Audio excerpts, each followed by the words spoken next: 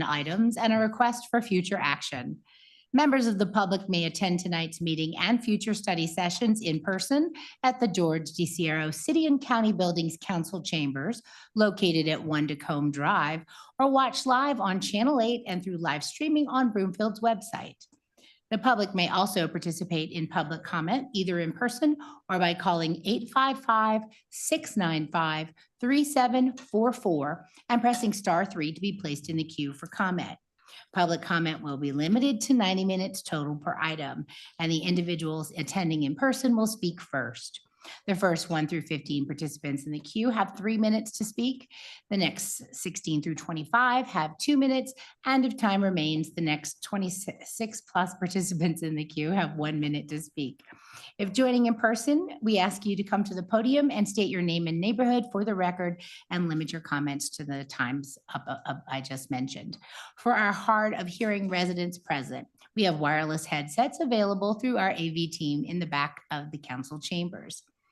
Tonight's only concept review is for proposed medical office development in Palisade Park.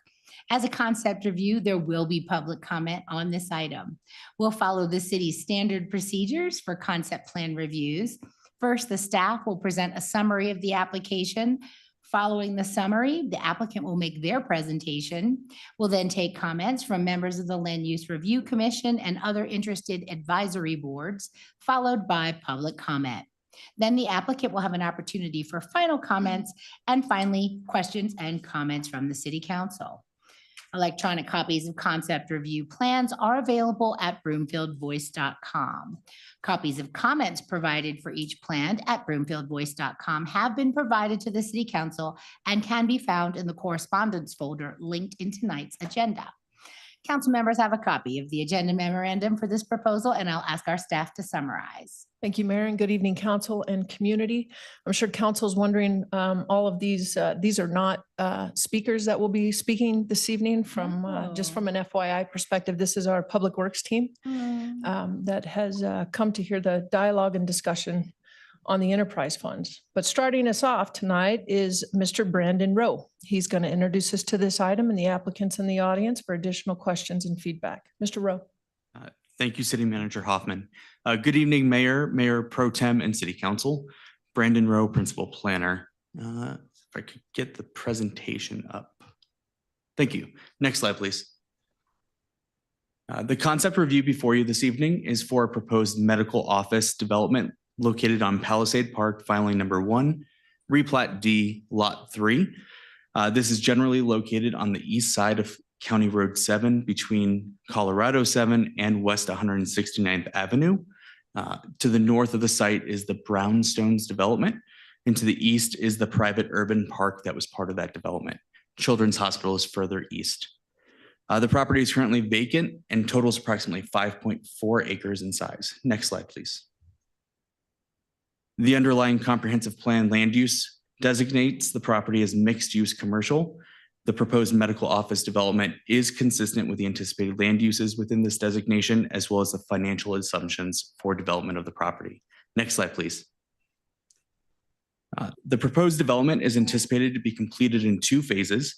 The site plan on this slide shows phase 1, which would include a single 3-story medical office building totaling 68,000 square feet, along with associated surface parking, landscaping, and other amenities, including sidewalks.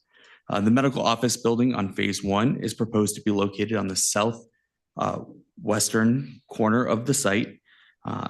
As noted, it would be approximately 68,000 square feet. There's an employee parking area located to the east of the building and surface parking for patients located to the northeast and north of the site. The ADA spaces are located closest to the entrance of the building. The project is located within the Colorado 7 parking reduction area. In parking reduction areas, the parking maximums are set to the off-street parking minimum requirements. And then for the minimums, it's a further reduction of 20% from the typical minimum parking. What that means is that for a medical office, the maximum parking allowed would be 3.5 spaces per 1,000 square feet of gross floor area, and the minimum parking would be 2.8 parking spaces per 1,000 square feet. Phase one would require at least 190 parking spaces and no more than 238 spaces. The proposed development includes 232 surface spaces as part of phase one, so they're within that range. Next slide, please. Phase two is shown on this slide. That would include the addition of an additional 68,000 square foot medical office building that would replace a portion of surface parking that was located to the northeast of the original building, and the addition of a parking garage to accommodate additional parking needed. At build out, the maximum parking required would be at least 380 parking spaces for the two buildings. This conceptual plan shows 163 surface spaces, which is 217 less than the minimum required.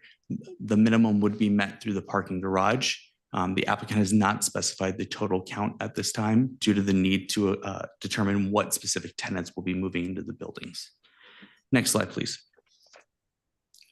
A neighborhood meeting was held for the proposed development application. This took place virtually on June 27th.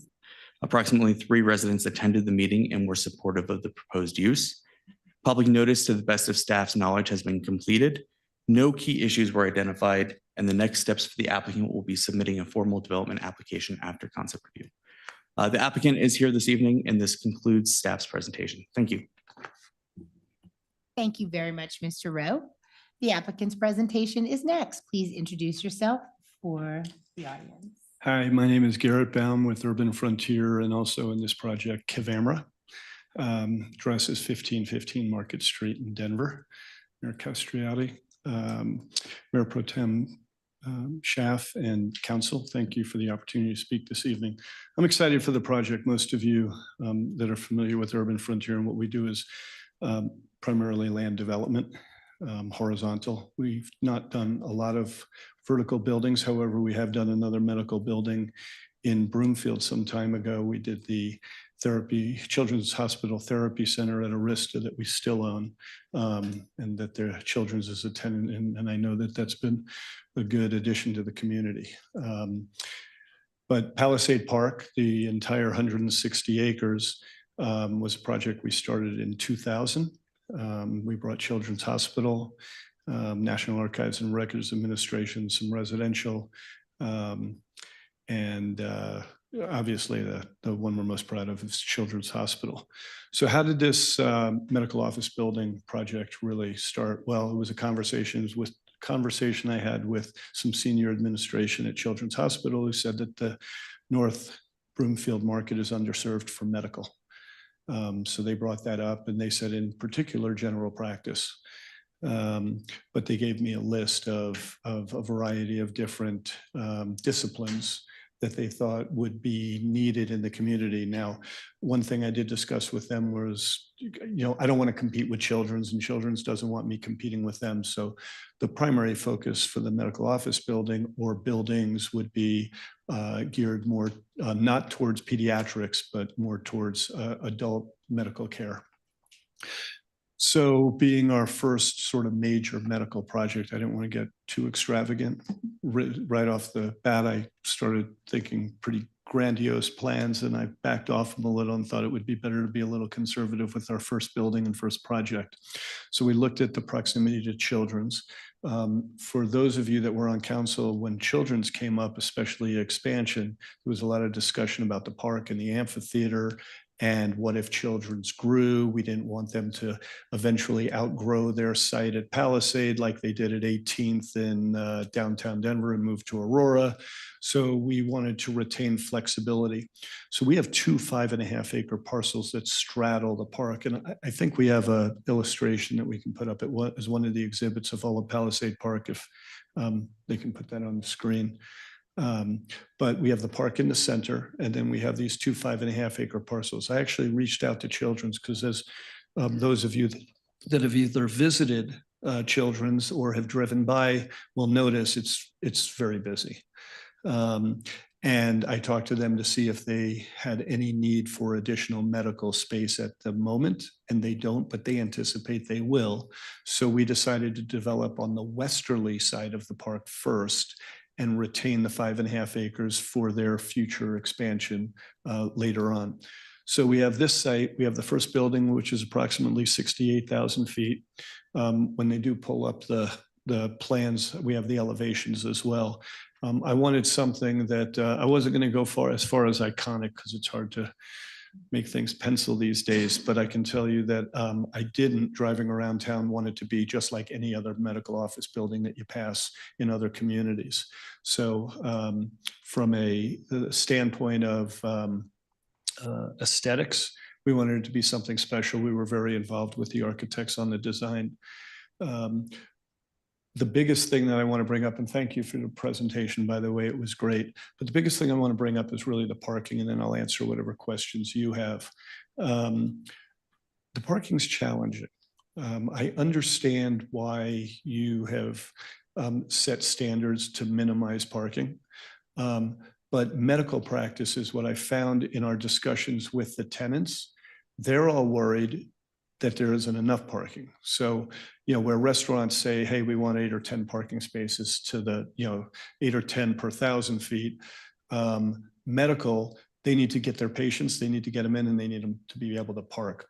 So when we were working with staff, we were really concerned that we were going to need a variance. We've made it work within the guidelines and thresholds of what you have. But I will tell you that whether it's this building or the next building, the tenants are telling us that they're concerned and they want to make sure they'll have ample parking. So I wanted to make sure you were aware of it. It may come up at a later date, but right now we think we can make it work without a waiver. If we've got a significant practice that comes in, it's obviously of interest to Broomfield. It might be a later conversation. We just don't know yet. So hopefully they can pull up our plans.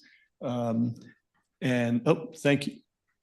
If you can go another page, maybe to the, so that's a layout of what the project to build out could be with multiple buildings. And these are just models. If you continue forward, maybe to the elevations, shows the brownstone. It shows some of the themes we got.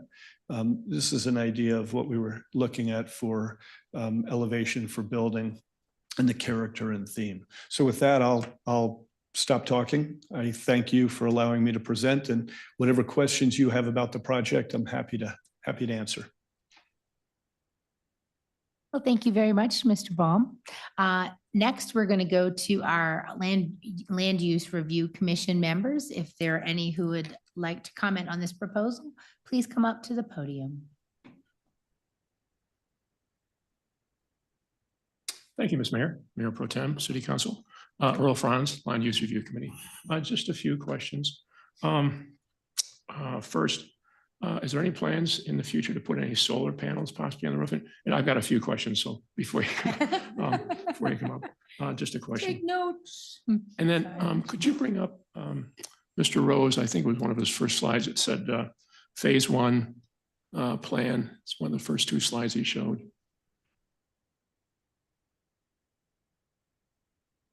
That one? Oh, that's fine. Okay. So this is about the parking. And of course, I read that 1/5 of the vehicles sold in Colorado are trucks.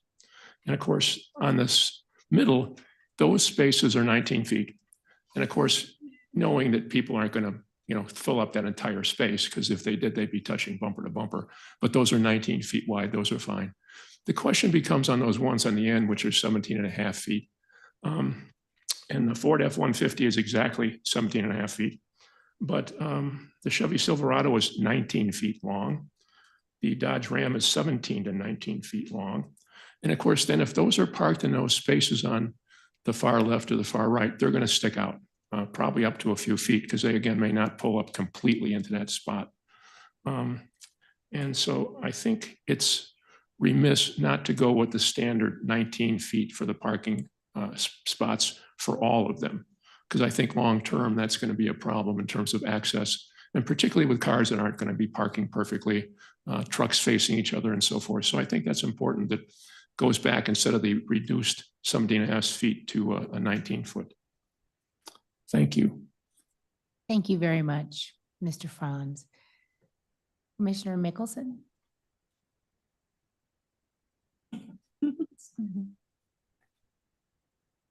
Uh, Good evening, Mayor and council members. I just have a few comments. Sticking with the parking, I would suggest if there's a struggle with the 17 and 19, to put some signage on the smaller ones that indicate they're for smaller vehicles. That way the larger ones can go towards the middle section. The parking structure, I know it's not part of the original or the initial phase, but I would like to make sure that the end that faces the brownstone has an appealing and quiet, pleasant appearance to it. I like the idea of the lower parking desires that we have for this part of Broomfield. And I think it's really funny because a lot of the variances we have is to lower parking lower than our requirements are in other areas versus raising it. So I think that's kind of an interesting need that medical facilities and commercial retail side might need. Noise mitigation. I have this written down. Just wanted to be cognizant of noise, and it's not really that they're around houses, and that's a good thing, but the possibility of noise generation from medical facility buildings, just want to make sure that that's reasonable. The landscaping design, I am very pleased with. It's got a lot of trees, a lot of shade that will be offered to the big parking area as well as the sidewalk and walkways. So I think that's very nicely done. And other than that, I'm just pleased to see a development like this coming to Broomfield. We are always looking for a good opportunity to grow our business end, and I'm excited to see this kind of development being proposed. So thank you. Thank you very much. Are there any other boards and commissions members who would like to comment on this? Step on up.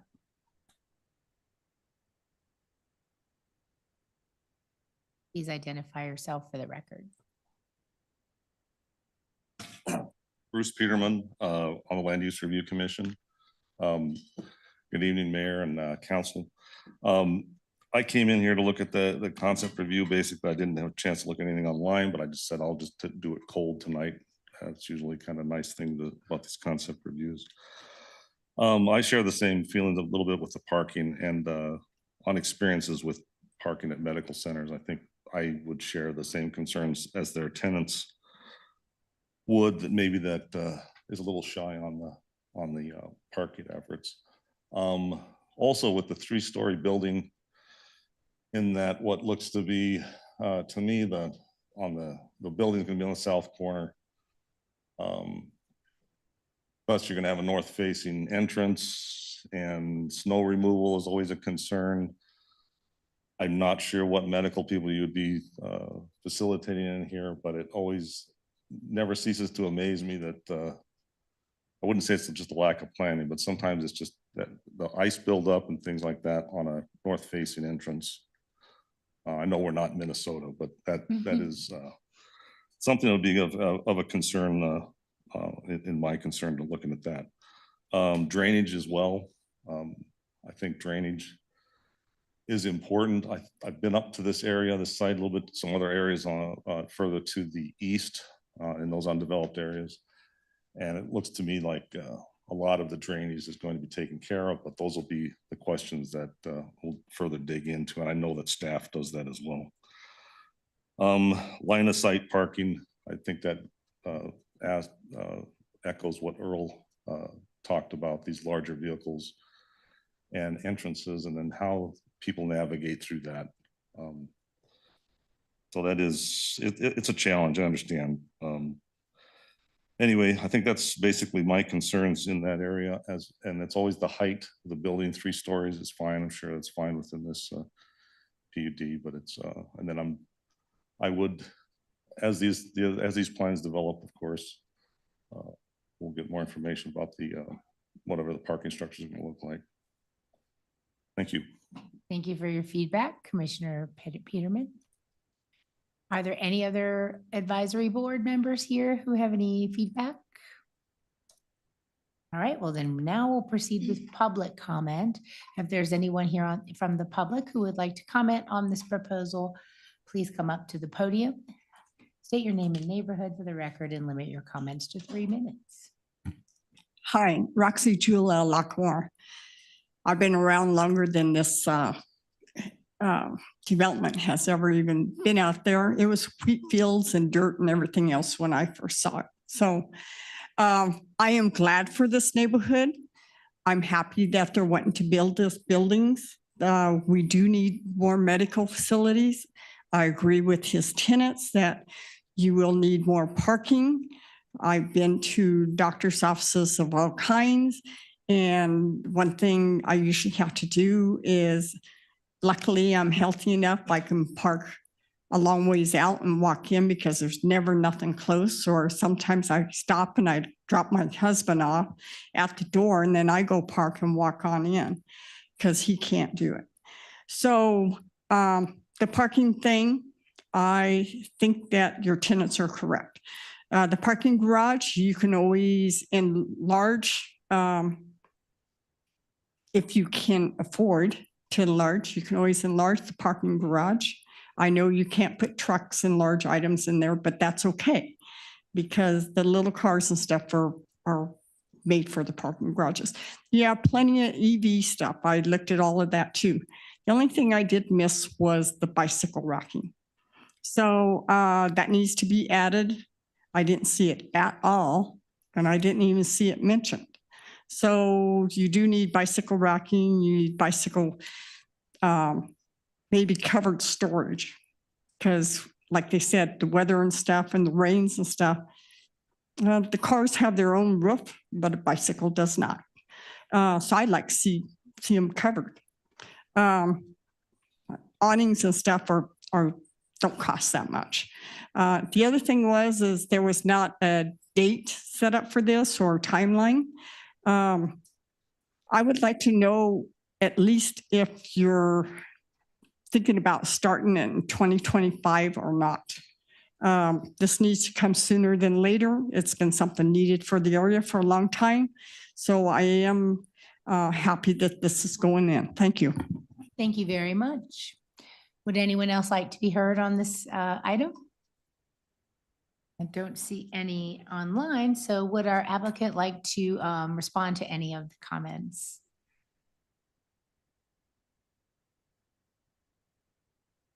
Yes, thank you very much, and thanks for the comments.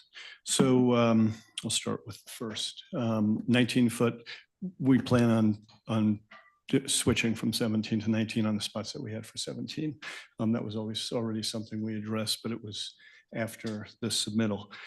Solar, I'm a proponent for solar. We've been working on it, some other projects. It's a little challenging with the way the equipment on the roof goes with the medical. We will take another look at it. I know it was challenging to do on this particular building. We may have some opportunities in the future with parking garage and doing some things there.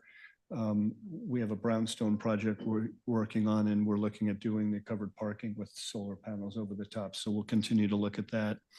The garage appearance, I have the same thoughts that you do as well.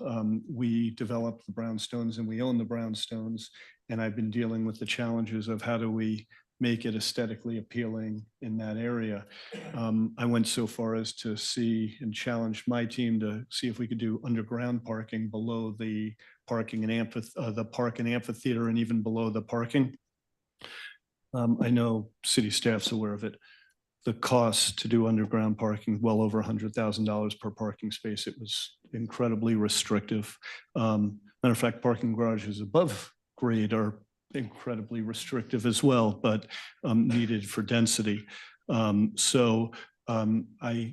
promise you that we will take into account I've always been a big proponent for four-sided architecture anyway, but anything that's visible from the exterior is going to be important to us. Noise mitigation, of course, yes. Again, we are the owners of the Brownstone project, so we would get the complaints from residents if there were noise. So we will definitely be paying attention to that. Landscape,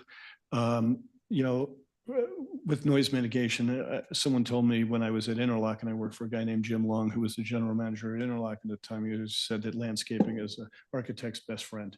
Well, it's also, noise mitigation, and it screens a lot of things. So when you spoke about the landscaping, obviously we need to be water conscious, but we're going to have ample landscape that's also going to add to the aesthetic appeal. North facing, 100%. Gentleman that spoke to that one. I tried to lay out a plan where we would have the entrances south facing. As I mentioned, we also own the therapy center in Arista, and that's north facing. It's incredibly challenging. Putting a 3-story building on the north side of the site where the brownstones are would have then put shadow on the walkways there. So it was incredibly challenging coming up with a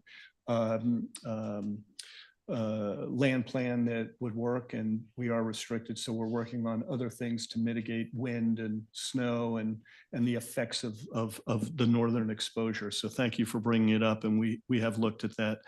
As far as timing, I think that was the last one. Oh, bicycles. Love bicycling. We'll have them. It'll be in the final landscape plan. Absolutely. Timing. I would love to get started as soon as possible. We're dealing with a number of things. Because my experience primarily has been horizontal and we haven't done a lot of vertical, I take a very conservative approach to this. It's my butt on the line, both financially and what we're doing. And with that conservative approach, we've told the lenders that we want to see a pretty significant amount of pre-leasing. I can tell you that the interest in the building is phenomenal. We have not yet signed any leases, and the reason is we have been pricing the building, and as with everything, the costs are incredible. When you couple that with fees, and I know later on you're going to talk about the future of Broomfield and what that's going to look like, but it's incredibly expensive to develop now. So we've been working on some value engineering and those types of things to get in line with where rental rates need to be to attract these medical offices. So from a timing standpoint, ideally, we would be under construction in 2024. I think more realistically, I think it's likely that it's a 2025. We still have to obviously get through the rest of the city process. We need to complete our design, and we need to continue to work on our value engineering. I think because of what Children's Hospital said, that the demand or the need in this particular market for medical is such that we're going to see success with that. But we also need to make sure that they can operate businesses financially well. We don't want them leasing space and finding out that they can't have a good operating business. So it's got to be a good balance. While I can't give you a specific date that we're going to start, I think that it's likely or more realistic that it'll be early in 2025 should the leasing and the financing go well, and hopefully interest rates drop a little, and that'll help expedite it as well. I think I got everybody's questions. I think so. Thank you very much. Whatever You questions might as well you stay have. there. We're moving on to council questions and comments now. Who would like to start us off?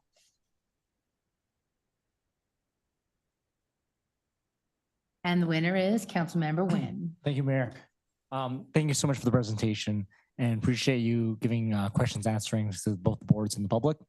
My first question is going to be, how many people likely will be served in this project? And obviously, I know this is literally the groundworks, but just get an idea of how many folks will be serving these two potential buildings. When you say serving, are you speaking specifically about how many medical offices or tenants there would be? That and actually actual patients, I would say, if you can give us a number as well, maybe. Wow, that's, that one I have no idea. I'd probably have to ask the medical providers as we get further along and be able to answer that for the next hearing. I don't know. From what Children's Hospital tells me, it would be quite significant. They said this is as underserved area and market as there is in the metropolitan area. So I would suspect that both from a tenant standpoint, my gut is that the average tenant's probably going to be anywhere from 2,500 square feet to 4,500 square feet. That's a guess. We may have a larger, maybe a surgery center that goes in the building, and maybe they're 10 or 12,000 feet, or a specialty type of medical. But I think the likelihood is that it's geared more towards what I'd call medium-sized tenants. And then I will be sure to answer your question next time when I ask the providers, but it sounds like it's going to be significant. No, you're absolutely right. I mean, Broomfield, we have to go pretty far, in my opinion, to get any sort of healthcare provider. I mean, if you're not going to like an urgent care, you have to go to Westminster, Lafayette, Denver. So I think you're absolutely hitting something, or a demographic that definitely needs this kind of services. And I guess my next question is not relevant to that, but again, parking is, it is something that we look into. But one thing I've been discussing lately is, EV, sustainable development in that way. Are the plans going to incorporate any EV charging stations by chance? Yeah, we'll definitely have EV. I mean, I know you have certain standards. The state set some for, I think, the end of 2026. You were I believe, the first city to enforce them early. We have had plans to do a centralized EV supercharging area.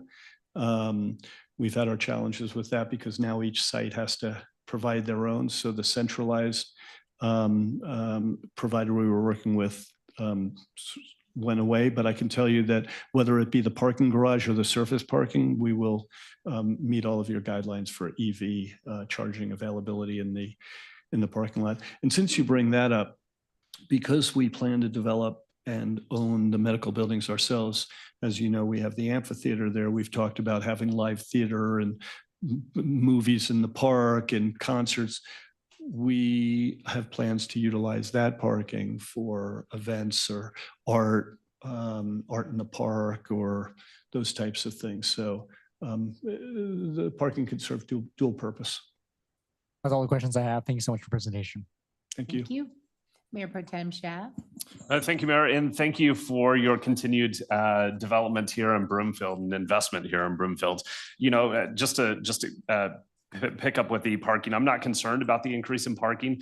We've had past medical projects that have been presented to council. Each of them have asked for additional parking, same rationale as your tenants are using. And we've had constructed medical projects in Broomfield that have come back for a phase 2 and have said we underparked the first phase. We now need to ensure that we pick up those parking spaces for those second and third phases. So I think that there's a lot of arguments out there with regard to medical offices that they need to be adequately parked. And I know that there's a financing piece as well with that. So I want to make sure that one, this project moves forward, but two, that we ensure that the patients and the staff that are working there are taken care of in terms of that parking access. One piece that I had when I was looking at this project is knowing this site layout and knowing those brownstones, wanting to ensure that there's some type of screening on that west side, which is to the north or to the top of this page. But it's to the west side, and wanting to make sure there's some type of screening. It looks like there's going to be landscaping there, but for quite some time that landscaping is not going to come in. And I worry about the early mornings, late evenings, every time someone makes that turn there along the second building, those headlights are going to go right into those brownstones. And I do worry about that. And so wanting to make sure that we have some type of plan for that. Again, you guys own those brownstones. You're going to hear about the complaints, but wanting to make sure that we don't hear about those complaints as well. The other piece is the west-east pedestrian routes in that large parking lot. Currently, there is no access, some type of sidewalk or something that's cutting through that parking lot to ensure that those folks that are that are going to be parked closer to the brownstones have a safe access throughout that parking lot. That is a large parking lot. And so wanting to make sure that they have some type of access throughout that parking lot that's not going to just be walking in between parked cars and things like that, where there isn't a lot of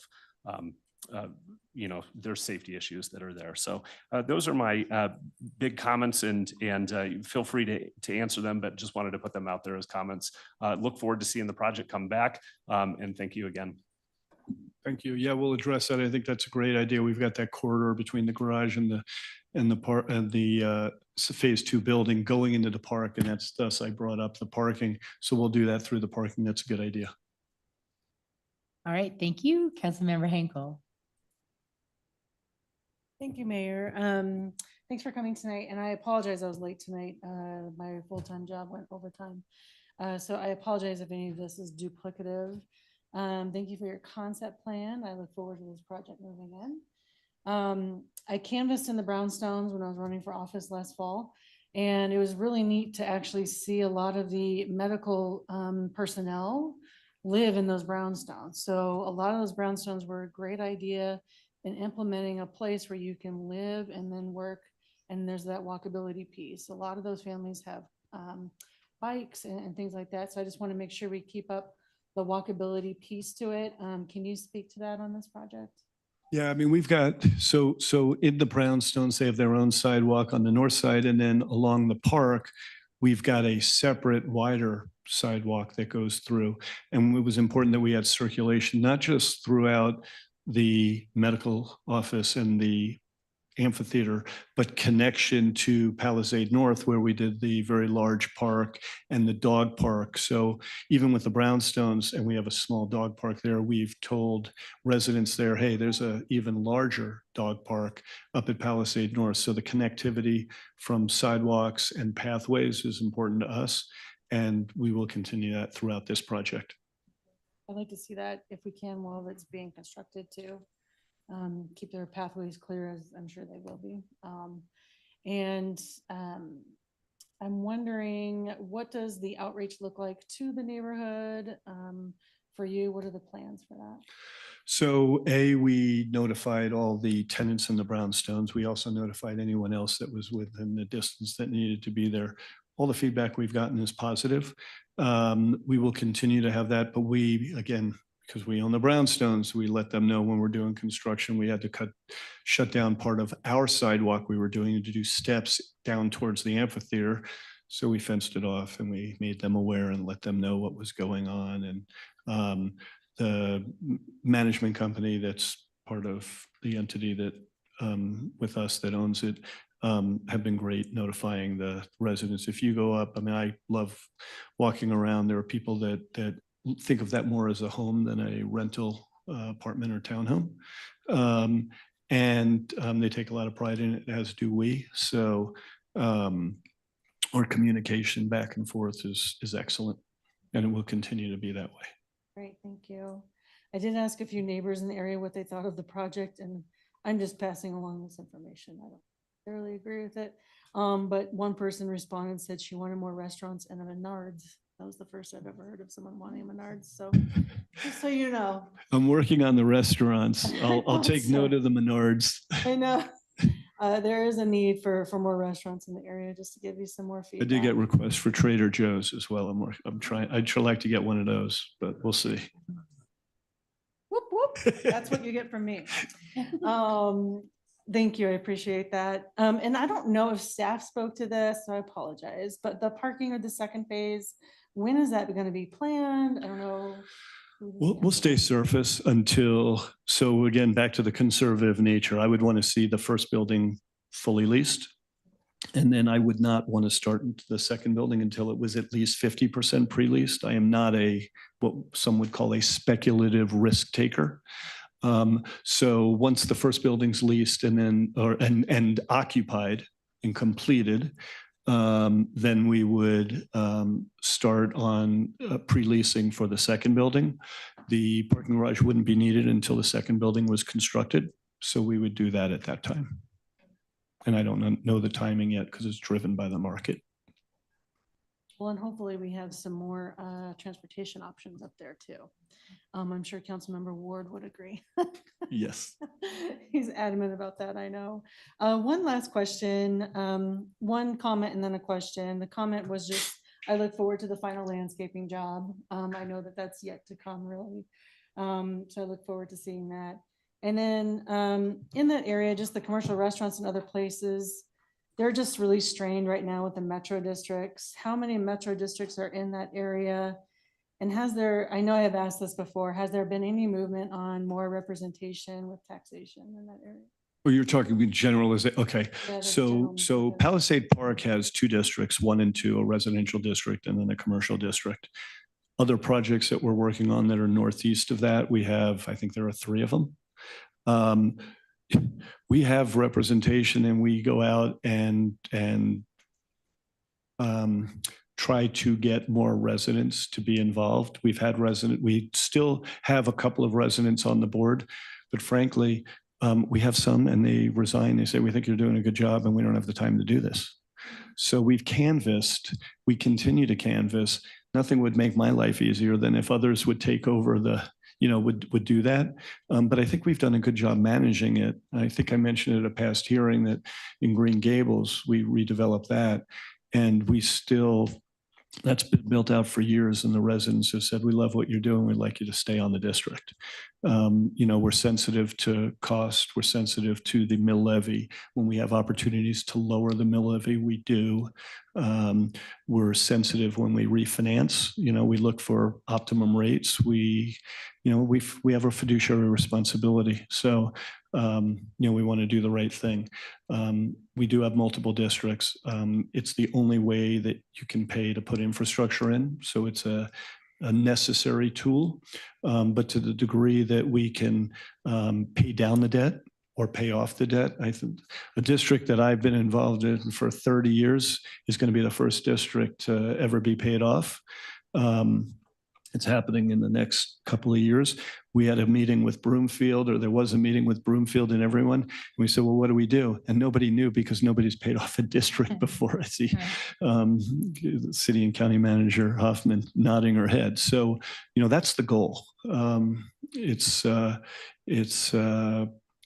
We take it seriously and we want to get it paid down and we want to save the homeowners and the property owners as much money as we can, as fast as we can. Thank you. And is there any, I don't know how that works as far as a commercial representation on there. Could there be someone who subleases who does serve on that board, or can they? What we've found is commercial doesn't really, they've never been interested, even at Interlochen. I mean, we've got 7.5 million square feet. And they've just haven't had the interest in that. It's more really from a resident, because the residential is maybe more sensitive to those taxes. But we've had, we had one gentleman in Palisade Park North 2, which was I think that's Hearthstone. And is it Hearthstone? Yeah. And he moved and he tried to get another resident to fill a spot and he couldn't. So we continue to reach out and we've just had one short board member on that one. That one's built out. So there's not a whole lot to do unless interest rates drop and we have an opportunity to refinance. But we will continue to try to get more and more involved. Yeah, I appreciate that outreach. It's very important. And I just really appreciate you paying off that metro district. That's amazing. We do rely heavily, if people don't know what a metro district does, they rely on a lot of that for their infrastructure in that area. So very important work. Thank you. Thanks. Thank you. Councilmember Anderson. Thank you. And someone living up in Anthem, anything that you can bring on this north side, this medical is amazing, although we do frequent Children's Hospital. So my questions are all about parking. And when we first went to Children's, we used to park on the south side of the building, right off of Colorado 7. Do you know the history of why they built the parking there and then why they stopped using it and moved it all to the backside? Have you looked into? I know exactly why that happened. Yeah, so the original project, they knew they were going to build a full hospital. They purchased 18 acres of land in 2011. They built the 50,000 feet. They were going to build the second phase a lot quicker, but they ended up building down at Lucent South first. And they came back, and when they looked at the design of adding the 200,000 square feet to the 50,000 feet, made no, the parking used to be on Highway 7. So they made that parking for the doctors and staff at the facility. And then they have the helipad on the east side. So it made sense to draw that there. And then they put all the parking to the north. And I can tell you that my recent conversations with both Susie Yeager and Jenna Hausman, they're busting at the seams. I mean, I don't know if you've been recently, the parking lot's full most days. Ultimately, they plan on building a parking structure themselves where the existing parking lot is, because they still have 2.5 acres for a future building on the north side of the property. So, but that's the history of when the parking moved from 7 to the north side of the building. Okay, I just wonder if that played into some of the reasons why your building is closer to Colorado 7 with the parking all behind, if there was, yeah, some history there. It was the residential and the points that came up about shadowing and the ice and cold and. And then, so then I was thinking about these parking structures, and as someone who also frequents the Aurora campus, that was a nightmare for a really long time. But when they finally opened that parking ramp, do you call them skywalks here? We call them that in, I don't know, Minneapolis. I know what it is. Yep. Skywalk across at the second story.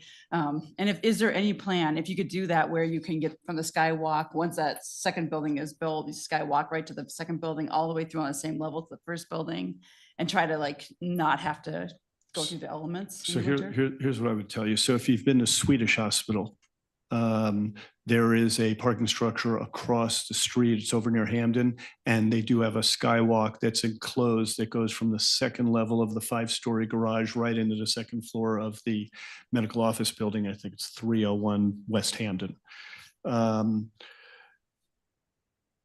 Yes, I agree with you. It would be nice. The problem is that everything's so expensive now. So I would tell you that if that's something you said that you wanted, I would probably come and ask you for assistance. Okay. Not because I wanted to, but because I don't know of any other way to get it constructed. As city and county manager Hoffman can tell, for 30 years, I've been open book in Broomfield. I share whatever anybody wants to know about any project, the finances, what, our returns are and the expectations and everything. So, it would all be open book, but when they built it 35 years ago, it was a heck of a lot less expensive than it is today. Okay, if it's cost prohibitive, then you can walk outside. And then the last question is kind of relating regarding that extra little parking lot that will one day be taken away and built into the next building 2. And it seems like the time when you're really going to need that parking is when you're beyond 50% capacity, and you'll be ripping the parking lot out right when you need it most. So I would just put a little thought into that piece of it. Yeah, we've thought about it a lot. Now we have some parking that's on the south side of the amphitheater. We also have the 5.5 acres that's on the east side, and we've looked at opportunities to stage and do things there that would allow us to retain parking while we were constructing the parking structure. We also think that there's an opportunity to construct with certain materials that we could construct it pretty quickly and not necessarily interfere with the existing surface parking. Right, and that is all my questions. Thank you. All right, thank you. Councilmember Lim. Yes, I'll ask my parking question. This is my access point question. So it says the third access point is proposed to be shared access with the adjacent urban park to the east of the site.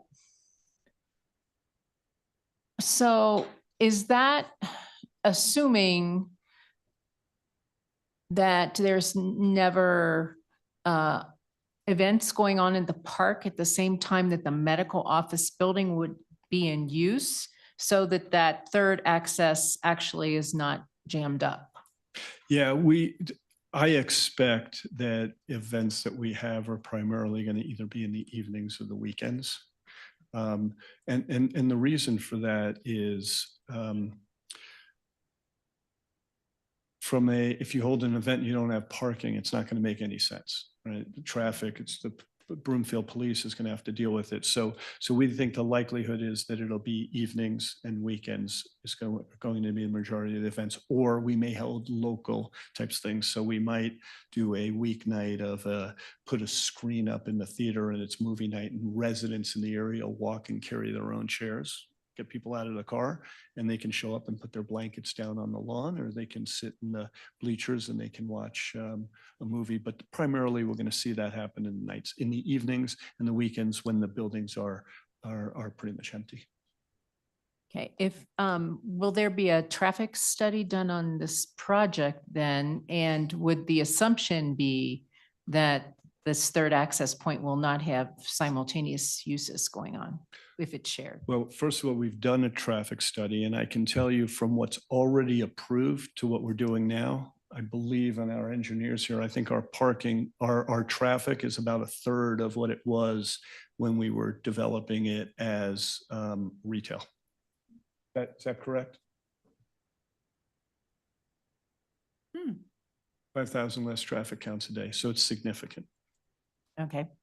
And I don't know if, Mr. Baum, if you're going to answer this or staff is, how does this fit into the whole traffic picture on Colorado 7 that we're waiting to have solved?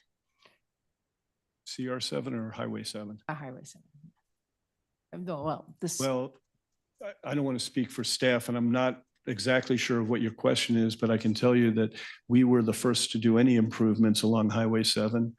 We have expended north of $5 million doing improvements that others were responsible for. We've done improvements that we need to get paid back from the developer to South McWhinney. I think we have some expected return investment from the property to the West Highlands. And I can tell you that the site that IKEA purchased years ago, they owe us millions. We did 4 lanes of Huron when we were only responsible for 2. We put the first traffic signal in at Huron and spent almost 10 years working with CDOT to get that done, because residents that weren't even part of our development, it was important for safety. We got a traffic signal in at Palisade Parkway that nobody thought we would get done. And we would love to get the traffic signal put in at County Road 7 and Highway 7. However, we have the challenges, again, I don't want to disparage anybody, but the developer to the south won't relocate existing Hurons so that we can put the light in. So I can tell you that Urban Frontier and Caverman, this developer, has far exceeded what anybody else has done on Highway 7 in terms of traffic impact and transportation. We will continue to do so, but we could use a little help from some of our neighbors. Did I say that okay? I think that's the most diplomatic I've ever heard, Mr. Baum, from that podium. Very fair. Thank you. And thank you to Commissioner Franz for asking about the solar panels. I appreciate that. Hopefully those will be someday on the garage, if not sooner. And is there anyone from staff who would like to comment on how this project contributes to the density for our 7, so that as we are looking at this hypothetical density number which will improve our transit chances? Commercial density is different than residential density, Councilmember Lim. So it's not only apples and oranges, it's not even fruit. It's not even like fruit and veggies. It's just very, very different. So does it contribute? Yes, because there's going to be additional bodies there. To the extent that it contributes, it really depends on who those tenants are. And we won't know that until Mr. Baum is able to really start fully leasing those. We do know, as Councilmember Hinkle had noted, that Mayor Pro Tem and myself went for a tour. Many of those residents that are in those brownstones are working at either the airport and or Children's Hospital. So again, density is it's a weird bird up there when you start talking about live, work, play to some extent, but it contributes. just not to the same degree that residents would. Okay, thank you. Those are my questions. Thank you very much. Any other questions or comments from council? Not seeing any. I think you've done a really good job of answering all the parking inquiries. And I just want to say thank you. Thank you for bringing this to Broomfield, and I can't wait for you to come back. Thank you. Thank you, everyone. Appreciate it. I hope you have a nice evening. You too. Thanks. Thank you, Mr. Baum. All right, our next item this evening is staff's overview and recommendations regarding Broomfield's enterprise funds and a request for council direction. Council has a copy of the agenda memorandum, which I'll ask our staff to summarize. Thank you, Mayor. So this conversation essentially has been 3 years in the making for this leadership team, but certainly 30 years in the making when we're talking about the enterprise fund in and of itself. So I always hesitate when I'm communicating with someone and they say, you know, back in 1964, I always think, oh man, it's going to be a really long conversation. Next slide, please. So I don't want to lose council or the community's focus. We're going to roll through these next 2 slides. The reason that they're important is really from an identity perspective. Broomfield went from 0 to Mach 5. So when you're talking about a small bedroom community, within about a 10-year period, we became the DTC for the North. We landed a regional mall that outpaced and outperformed Cherry Creek Mall, which was not only hyper unusual, but it was really an anomaly. So those folks that were able to execute on those plans continued that path into the event center, continued that path into banking that the future was going to always be golden.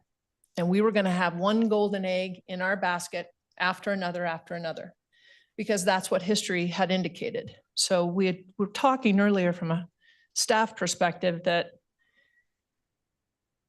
when you're a maverick and or in uncharted waters, you have a tendency to not have a disciplined approach, but really have a between arrogance and success.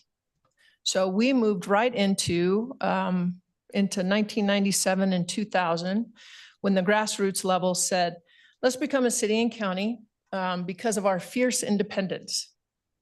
So it all depends on how you use fierce independence. It can be a negative and it can be a positive. In this case, fierce independence is much more productive short-term and long-term when you couple that with discipline. We all know fierce independence generally comes with a lack of independence. You're way out there, you're moving quickly, and from a stability and structure perspective, you're selling this community and the state as a whole when we went into a really monumental feat to remove ourselves from Weld County, Adams County, Jefferson County, and Boulder. So another big golden egg in that basket. Part of the identity was we will never increase the mill levy. We will never increase taxes. And we won't increase fees because we are fiercely independent and we are going to keep our borders high and tight and we're going to produce for ourselves. Sounds really wonderful. Couple that with explosion and growth. And then you're really moving from, slide 2, please. Once we started solidifying what that identity was, moving quickly into the city and county portion where we're building 4 buildings with cash all at once, and then you discover you got a bond. So those rates, and I don't mean water rates, I mean the rate with which we were making seismic decisions didn't come with an outcome that had a future in mind. We kept banking that things were going to continue to be really stellar for a long period of time. So move quickly into everything's going great, everything's looking good, and we hit the recession. That was one of the key milestones that should have given us great pause. 2008, 2009, to take a step back and really evaluate and take an inventory of where are we? How much do we have? What does it look like as we're moving forward? But rather than doing that, we continued on this trajectory of more, quicker. Planning was really banked on the comprehensive view that we were going to continue to build. And by building, we were going to generate those funds. So tonight isn't just about the enterprise fund. Tonight is about an ideology that served Broomfield well for decades until it didn't. We understand that this is a very difficult conversation for council. This council's been in an unenviable position for the last 4 years as we continue to discover what is remaining with business development agreements. We'll talk a little bit more about that tonight, as well as an inventory of what we're responsible for. We'll also talk tonight about the payoff and the benefits, the tangible benefits of budgeting over the last 3 years for critical obligation and mandates. It's not sexy, it's not fun, and it takes a bold approach. Tonight is no different. When we're talking about an explosion in population, you can see on the bottom of that screen that essentially it's been 100% since 2000.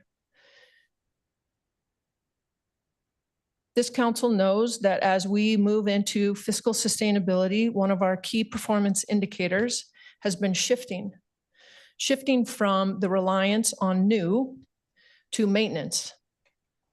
Part of that shift is not relying on water tap fees, which means new development, in order to take care of our asset management. What we're going to talk about tonight, Ken Rudd is here, the Director of Public Works, and Graham Clark is also here. What you see in the audience tonight is the benefactors of a run-to-fail system that has been in Broomfield from an ideology perspective and a philosophy perspective for over 30 years. So we appreciate your patience as we move through this over the last 2 years. We appreciate your effort and understanding as we move through all of those meetings on the 2-on-1s, reviewing the memos, reviewing the performas, and allowing us to really have a forum to take you on this journey with us. And it's not lost on us how difficult this is. With that, I'm going to turn it over to Ken Rutt. He's going to walk us through a few slides, and then we'll turn it over to Graham Clark, and then we'll open it for questions. Mr. Rutt. Thank you, Manager Hoffman, Mayor Pro Tem Council. It's my honor and privilege to be here tonight to walk us through the transitioning here from solving for the past, present, and planning for the future. So transitioning from relying on growth, which is no longer sustainable, to solving the issues of the present by focusing on closing the loop of communication through identifying developer agreements, financial obligations, just as critically and just as importantly, planning for the future. So we have to have, how do you do that? You got to have the right people, the right leadership, the right experience, the right focus. Future is upon us. And our journey began with the 3 buckets as we went through the budgeting over the last 3 years, the 3 buckets of regulatory mandates, obligations, and critical infrastructure. So shifting our operational philosophy less on new to focus on deferred maintenance of our critical infrastructure is water, sewer, reclaimed water, and the lack of stormwater funding. Next slide. So what's the cumulative effect? So confidence in keeping our costs low, which we did, focusing on revenues through new development and new infrastructure, and deferring maintenance pushes costs, especially staffing and financial resources, into the future. Prioritizing not only the most critical needs during those times. So doing this, utility rates did not keep pace, and the costs to provide services continued to increase. The 2012 utility study recommendations were mostly not implemented between 2013 and 2021. Compounding this was the increase in regulations, unfunded mandates, unprecedented inflation. And in the fall of 2023, staff provided a comprehensive overview of the enterprise funds and overview of the anticipated infrastructure projects. We are now at a critical crossroads. Next slide.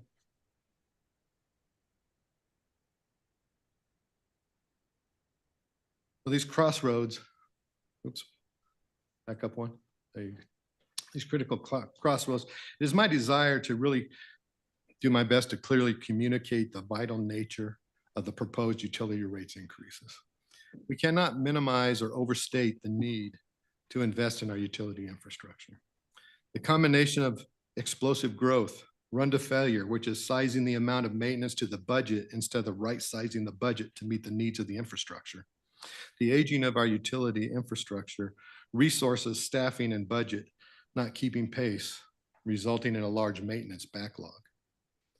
Without immediate action, Broomfield's aging infrastructure will continue to deteriorate, increasing our risk and ability to meet service demands, regulatory requirements, ability to be responsive to expanding needs and the impact of health and well-being of our community. So staff proactively reached out to AECOM, which is a national and international and trusted infrastructure consulting firm, to review our infrastructure assets and our business processes. AECOM, using their asset management software, confirm staff infrastructure planning and budget forecasting to sustain, manage our utility infrastructure into the future. Staff is planning to continue that relationship as we move forward into the next phase of our asset management. Next slide. So on this slide, really, what is the bottom line? What is the monthly difference? It's approximately $40. $20 for water, increase of $20 of water, $19.97 if you want to be exact. Increase of sewer of $8.88, and the addition of a stormwater fee of $11. Next slide.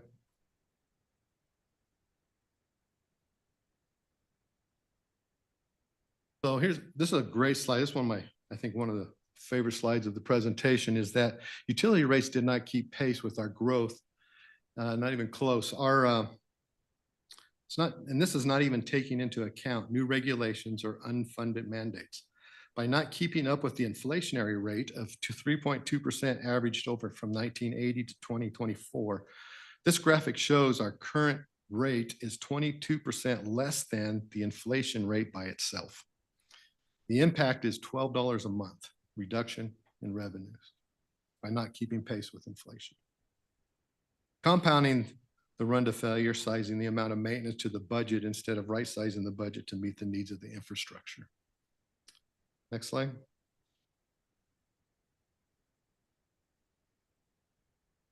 So our unfunded regulatory mandates, what's the impacts? Our water supply side, water treatment, we've had an increase, that's right, you can see that, 1,900% since 2017. And that has a lot to do with not only increasing the monitoring of the different parameters we're monitoring, but the frequency of which we are testing them. It's also impacting the level of staffing, our budget resources, requiring additional analytical equipment. And all of this increasing is limiting our ability to be innovative and to evaluate emerging technologies to meet the demands of the future. Next slide. On the wastewater side, in the fall of 2023, staff presented the wastewater utility master plan for the next 20 years, outlining the estimated $525 million 5-phase, 13-year approach to meeting the wastewater service needs of our community, of which $206 million of that is for regulatory compliance. Wastewater unfunded regulatory mandates have resulted in an increase of 669% since 2002. Lower detection limits require more sophisticated analytical equipment, increasing in complexity of wastewater treatment processes to achieve the lower permit limits. The Colorado Department of Public Health and Environment Water Quality Control Division's 10-year regulatory roadmap, as shown in this graph, identifies by 2027 new parameters that they're going to be adding to our permits.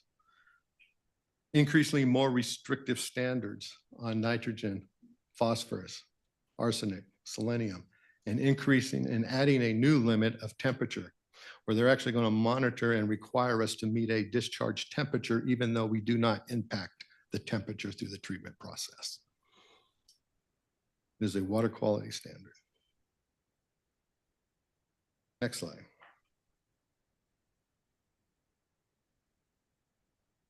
November of 2004, staff presented, yeah, that's right, 2004, staff presented options to council to fund the stormwater program, as the city had received, the city and county had received our stormwater per discharge permit from the state called the MS4 permit.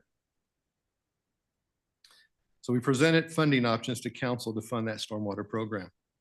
Council chose to fund it through the sewer and general fund, not establishing a stormwater fund at that time. Over the years, leadership has continued with this funding philosophy.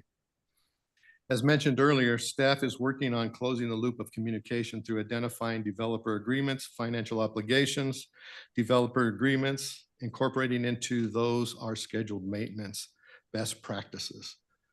Stormwater pond maintenance is needed by the time the pond is built within the first 15 to 20 years, and a majority of those are now past the 15-year mark. We have currently identified 52 water quality ponds throughout our community and over 116 detention basins without funding to maintain. Examples of costs to maintain it, just to remove cattails in one of the ponds in Anthem is about $35,000. It is up without disposal. That's just putting them on the bank.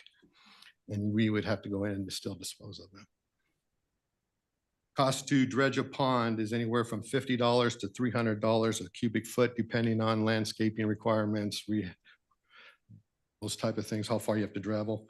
One pond that we looked at last year, the dredging cost was over $225,000 without restoring the landscape. We have 52 of them.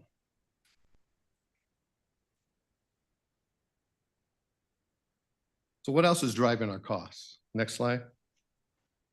Inflation and the pressure to keep our rates low has continued. Between 2020 and 2022, capital project construction costs have increased by 50% in the last few years. Costs continue to remain high due to labor shortage as contractors are stretched to meet the increased construction activities, a result of facilities upgrading due to unfunded regulatory mandates. Next slide.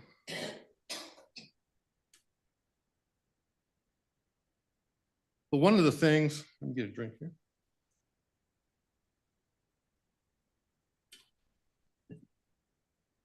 So one of the things I think that the water industry as a whole has not done a really good job of is everybody goes home, they turn on their water, they expect to see water.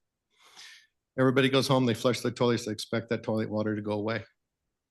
And we don't realize what that infrastructure is in the ground or around it, what it takes. City and County of Broomfield has over $3.428 billion of infrastructure in our water utilities alone. The majority of this infrastructure is unseen, including all the systems to use to move, store, distribute, and dispose of water. Our utility operations have four main functions: to supply clean water, to treat wastewater to protect public health, enhance water supply through non-potable reuse irrigation, and collect and convey stormwater away from our homes and businesses. Compounding rates is the reduction of funding by the federal government. 1977, the federal government funded 63% of the cost of water and wastewater. In 2023, that was less than 5%, with the majority of that going to disadvantaged communities. So the burden of clean water and compliance and infrastructure investment is almost entirely on the local government and its community it serves. And Broomfield isn't alone in this urgent need to renew our infrastructure. Over the next few months, you'll see probably articles and information from your colleagues in various cities and counties around us, asking the same questions, presenting the same information. Next slide.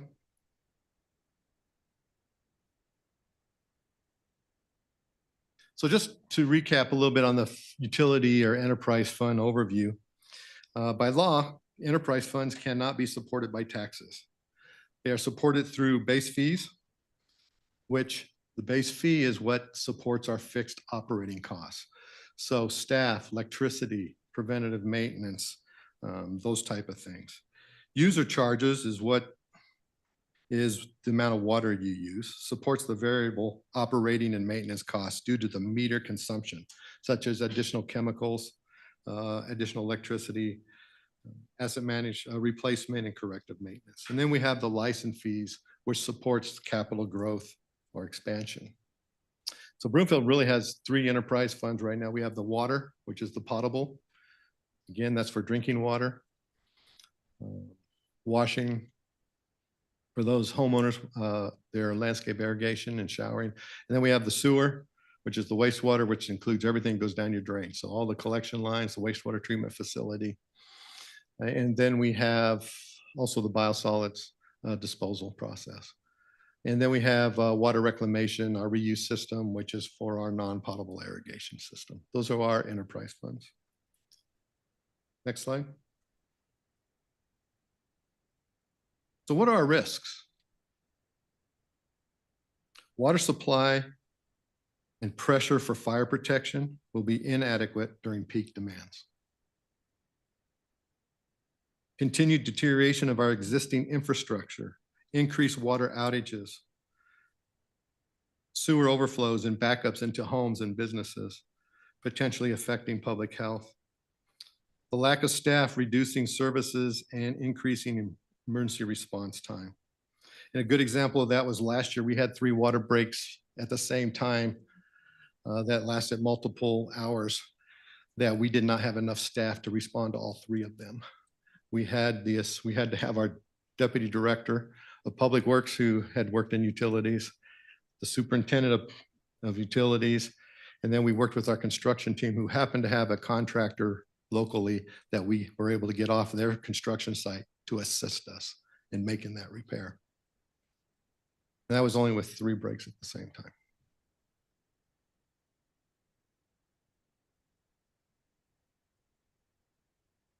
So not increasing infrastructure investment greatly increases our backlog.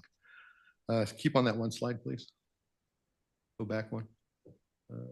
There you go. So the slide has 2 different points. The first one that I want to talk about is the sewer recommendation, which also matches what staff had projected for our infrastructure recommendation, is to invest between $6 and $8 million a year, about $8 million a year in our infrastructure backlog. We currently have $23 million worth of maintenance backlog in our sewer collection system.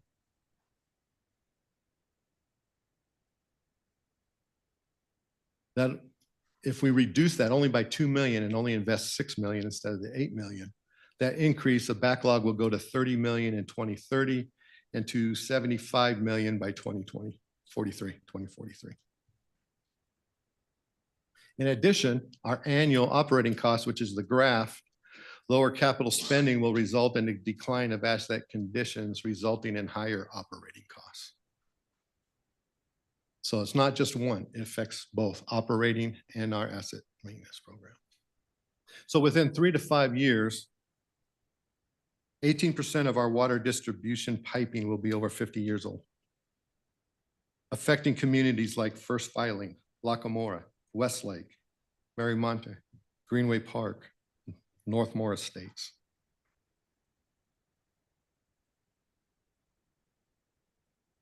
We don't invest, it'll also restrict not only our residential development, because we will not be able to certify we can provide the adequate water for fire protection. It'll also affect our commercial development, which is our tax base for our future. Again, the right people the right leadership, the right experience, the right focus. For Public Works and Infrastructure, the future is now in moving forward with these rates and mitigating our risk to the future. With that, I'll stop my pregame speech and turn it over to Mr. Graham Clark, our Interim Director of Finance. Thank you very much, Mr. Rutt. Hi, Graham Clark, Interim Finance Director. Mayor, Mayor Pro Tem, council members, thank you for allowing me to be here today. I've only been here a year, but I have done rates in Boulder and Louisville, and I always wondered how Broomfield does it. I would always look at their costs and wonder how their bills are so cheap. And now I know. They kicked the can. The word is out. Next slide. So this slide shows where Broomfield is currently on the far left. Broomfield has long had the least expensive water in the whole Front Range. It's not an enviable spot because it just proves that we haven't taken care of what we have. The infrastructure that we already own, we have not taken care of properly. You can see the other blue line to the right is Broomfield's proposed. And what we anticipate is that Broomfield is actually probably going to end up in the lower quadrant once again after the other communities raise their rates. Because this is 2024 right here and Broomfield's 2025, but we know that all the other communities around us are having the same discussion in roughly the same time. So they're doing exactly the same thing, only they're in a better position than we are.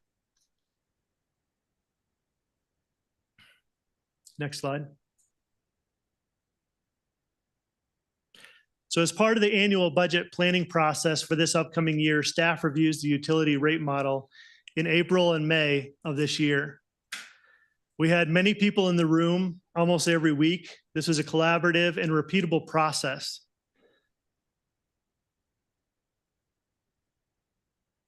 Based on the revenues and expenditures from 2023 and the updated CIP for 2025 through 2029, we have updated the rate model and we have anticipated rate increases for the next several years. This may change. Obviously, there are many variables that go into this pricing, including precipitation, usage, and project costs. Next slide. So here's the water fund. As you know, development has slowed as interest rates have risen over the last couple of years. And the capital balance, which you can see on the left-hand side in the middle, is highly volatile and dependent on development. And the operating piece, the operating revenue piece, comes primarily from billed revenue, and it currently does not cover all the expenditures. Water usage is actually the largest component of your water utility bill right now, and that's highly volatile also because of precipitation. We have a wet year like we did last year. People are going to turn on their sprinklers a lot less. We're going to get a lot less revenue. We had $4 million less in revenue last year, just based on the precipitation. So increasing the base fee, which is what we're talking about tonight, assists us in our goal of revenue stability. When we're trying to plan, we don't want these high spikes in revenue, low spikes in different years, not to mention all the volatility associated with the capital. So the fixed costs that need to be covered by this base fee bring water to each customer's residence, and it costs the same whether you turn on the water or not. That base fee covers that. So whether you turn on your tap, we have to provide the same amount of costs in order to get it to you, and you get to choose whether you turn it on. And we do that for a relatively cheap amount. But this adjustment to rates on the right-hand side on that table is how we stay in the black. On the left-hand side is where we're headed if we don't do anything. Next slide. Similarly, fund balances for sewer need to be adequate to keep current bond ratings and have a healthy fund balance over the next several years. We intend on issuing bonds for the water tanks, as well as the first phase of the wastewater treatment plant in 2026.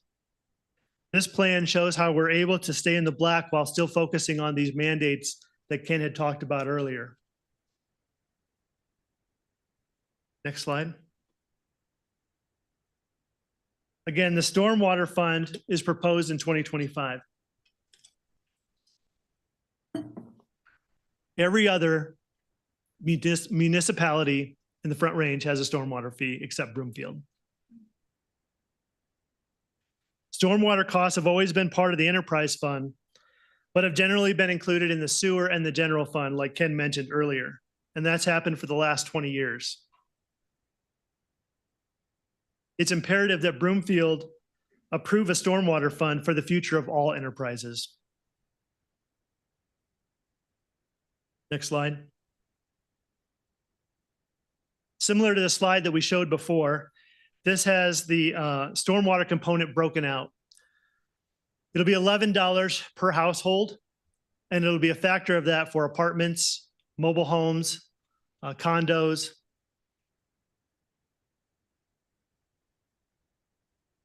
Again, this is prior to all the other entities raising their rates in 2025, which we know will be the case. So we'll probably be on the back half of this chart as well.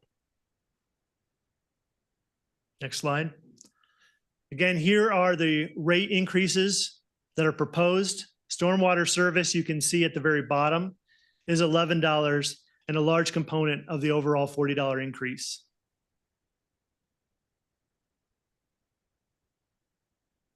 Next slide. We do realize that this affects some families more than others.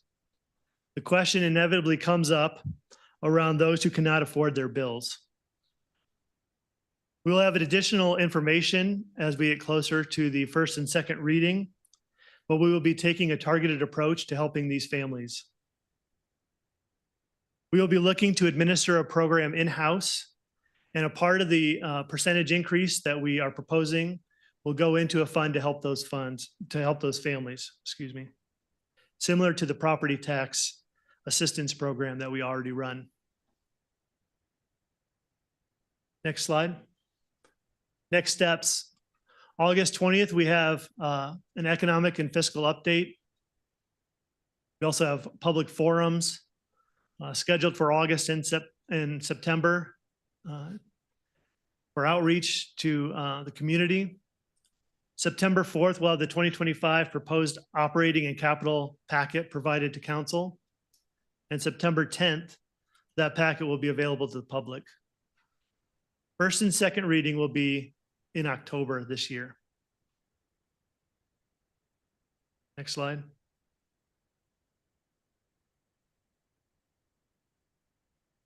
The question before you tonight is, does staff have direction from council to proceed with bringing forward the recommended utility rate increases, including establishing and implementing a stormwater fee to be effective January 1st, 2025, and to bring that forward as an ordinance on the first and second reading in October of this year? Thank you. Thank you all very much. That was very comprehensive, and I appreciate the detail for all of us and the community. So we will go to council member questions and comments first. Councilmember Leslie.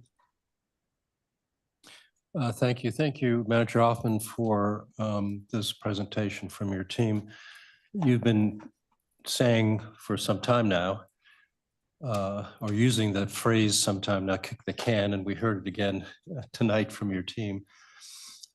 This is one of those moments of evidence that we don't like to see, but does prove the point that spending less doesn't always save you money in the long run.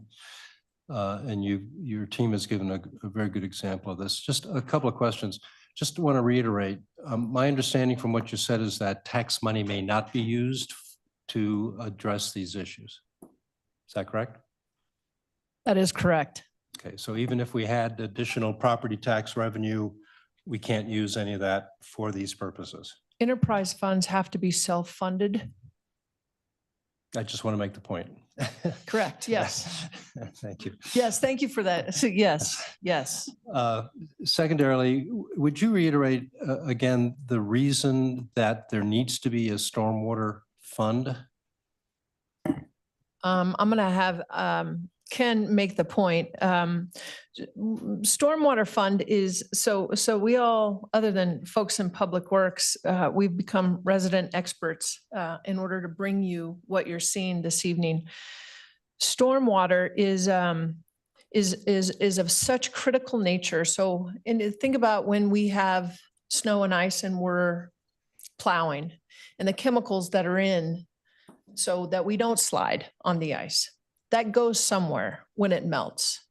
When we water and or do any type of agriculture or irrigation, that water flows into our into our stormwater. Stormwater is one of those, Councilmember Leslie, to your point about the enterprise funds that we do, that there is intermingling and reliant on the general fund in order to compensate for a lack of funding, continuing to absorb that. Ken, add a little bit more about the pressure that we're feeling now specific to stormwater. As Manager Hoffman indicated, when you look at a bigger picture and as stormwater is untreated and goes into our local streams like Big Dry Creek, which is what we discharge our wastewater into, that is also classified as a supply of water because it goes into the South Platte around Fort Lupton. Water quality standards are based on what the quality in that stream is. So as stormwater enters that stream, the pollutants from fertilizers, car and oil runoff, those type of things, leaves, huge things. Leaves are big on nutrients. So pick up your leaves, don't leave them in the street. Grass clippings is another big thing of nutrients. So they begin to use up the available standard that's in the stream, which in turn reduces the limit on the wastewater treatment plant. So by reducing the limit on the wastewater treatment plant, we have to add additional treatment and complexities and additional testing. So that increases the cost of wastewater treatment capital expenses and wastewater treatment operational expenses.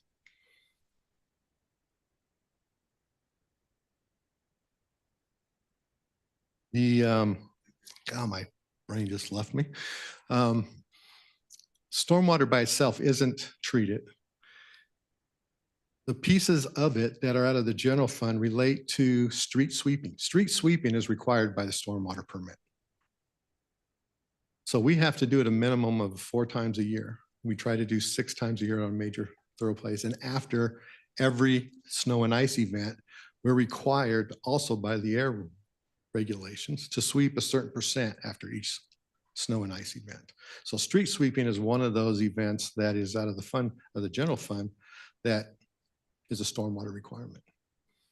The other thing that's based out of the general fund is our drainage work, surface drainage work.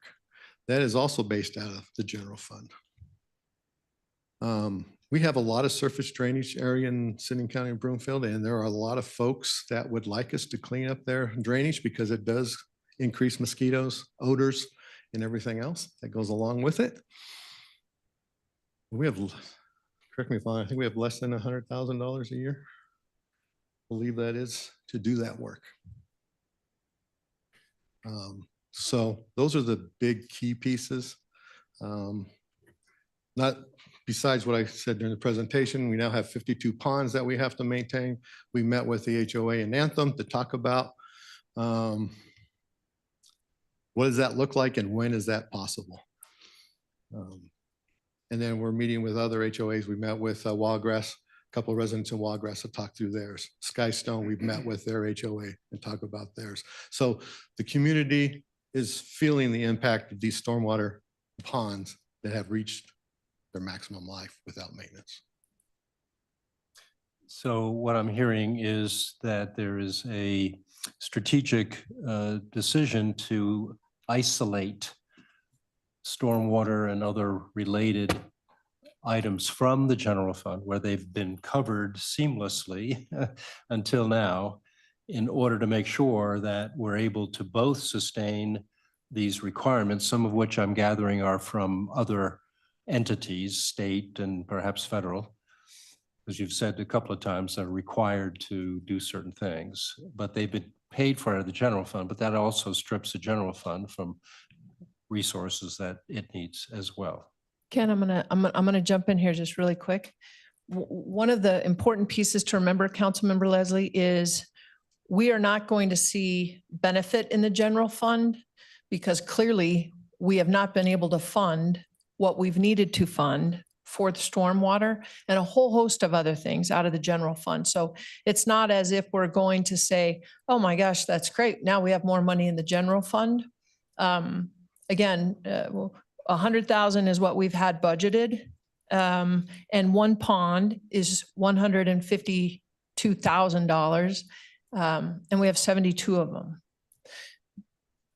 Now that we know that, we didn't know that before. So the hole just continues to get bigger. I just want to clarify that it's not going to be a windfall for the general fund. No, and I tried to phrase the question acknowledging that, but I appreciate the point. And I guess my final query here is what incentives are we trying to provide or considering to provide for the homeowner, resident, apartment dweller, whomever, so they can contribute to reducing the costs of all of these services? I was struck by the irony of we had more rain last year and so we lost money. Right? I mean, that's not something we normally take into account, that the weather can be our enemy in that regard to our pocketbooks. But are there, I know we've been doing a lot of things around water usage and fines for HOAs that overuse, et cetera. But are there other, not disincentives, but are there some incentives, xeriscaping, things like that, that are further being considered to help alleviate some of the pressure here? Can follow up, but I think one of the really critical pieces is all of these levers will continue to be in play. All of them will be complex because if you pull one, it impacts another, exactly to your point, right? So we have slowing development and we have a really rainy season, double whammy for our budget. I think the real shift that we need to be cognizant of, and the reason that it is a repeatable model and process, Councilmember Leslie, is how reliant are we on any one particular level? And so when we're heavily reliant on tap fees, we're going to have less latitude when the permits drop. When we have more reliance on or banking on high use, it's counterintuitive to be then saying, let's reduce water. Let's talk about what the drought plan looks like. Let's talk about xeriscaping. That's the critical nature that we're at right now, having this very complex model that although it's complex, it is repeatable. And more importantly than repeatable, or equally important, I should say, is that this is not going to be an annual affair. So we're not going to look at the end to be able to say, oh, geez, okay, end of the year, here's where the permits are. Here's where the stormwater is. Here's where the consumption is. Ken and his team, Graham, our budget department, really it's a team of 27 that are constantly together, a matrix team, if you will, not only for the enterprise fund, but for the general fund as well, so that we're able to have a fluid sense of where we are any given month. So again, if Ken has anything to add, I just wanted to make it really clear that none of these are standalone. All of it is a domino effect. No, well said. And Mr. Rudd, I'm sorry, Councilmember Leslie. No, I said, I understand. I appreciate you reiterating that. I'm just, in terms of the residents' concerns, which are obvious given everything else that's going up, And that's why I asked the tax question early on, well, why don't you use all the extra money you made from our property assessments and use that for this? Well, we can't. We made that point clear. But anything else we can do to try to ameliorate some of these expenses for our residents would be valuable to the process, and probably not the right time to dwell into that any further. I do want to make the point that I appreciate again, the presentation. I do support, and to respond to the question of direction from council, speaking as one person, I understand this. Again, having in my own career, having to deal with all of this kind of stuff as well, I do appreciate it. And I do appreciate the fact that we've tried to save money for our residents over the years by doing nothing, but now it's caught up to us and we have to do something. I appreciate that. And also the irony of how the weather can make it harder for us rather than easier for us. Keep thinking about if there's no snowpack, then we don't have any water, but if we don't have any water, our rates don't go up. So, I don't want to go there. But I do want to thank you for your presentation, but I do support the proposal. Thank you. Right, thank you. Councilmember Leslie, I will Go ahead. expand a little bit. The rates that we are increasing, the team, management, finance, public works, we did look at how do we account for our fixed rates? And that's what you see in the rate Well, increase. and I appreciate the point you made too earlier, and we won't see it for a bit, but as the other communities are resetting their rates, we may fall lower in terms of the relative scale of rates, which I think as soon as we know that, we'll be able to say to our residents, we're still in the bottom quartile or whatever. I think that's a leading indicator that makes a lot of sense. And I think that helps us sell it as well. So I appreciate you making that point. Thank you. All right, thank you. Councilmember Ward. Thank you, Mayor. Thank you for the presentation, Mr. Rutt. And I guess my first question, I'm going to continue off of Councilmember Leslie's question about the stormwater fund.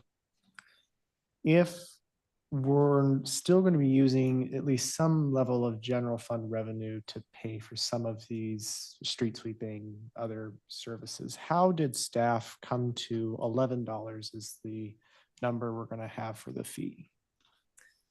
I'm going to have Mr. Clark answer that question. How we came up with each one of these, clearly not a shot in the dark, Councilmember Ward, but I'm going to have Mr. Clark. But again, to continue to reiterate, although there are sections that have come out of the general fund has not been supporting that stormwater. Or to a degree that, and what you all are seeing tonight, not only is it not smoothing, it will smooth after 3 years when we kind of rip that Band-Aid off. But these fees are what it costs us to deliver the water. So even when you're talking about conservation or less sweeping or more sweeping, it's to get the water from where the water storage is to that front door. Whether you turn it on or off, that infrastructure is there. So when we talk about the general fund piece, we need to be really cognizant that it's not going to be a savings in general fund. We haven't even had the general fund dollars allocated to even close to a degree. We'll talk about that. I know the mayor has some specific questions on how much should we be spending, but Mr. Clark, can you address specifically how we came to the $11? Yeah, thank you, Councilmember Ward. What our intent is right now is to cover all the operating costs that we currently have. It's best practice that each enterprise fund stands on its own. And so it being subsidized by the general fund is not best practice. The ultimate goal over the next several years will be that all these funds are able to stand on their own with their own fees. And this stormwater fee, it is intended to cover all the operating costs and some of the CIP. Of course, the CIP, the capital fluctuates each year, but what we want to do is capture all the operating expenses that are associated with the stormwater fee and part of the capital, knowing that it may not be all the capital every year, but that's what we came up with. Okay, thank you. I'm now going to move on to some of the bullet points that were on slide, I think it's 15. You had mentioned that if we don't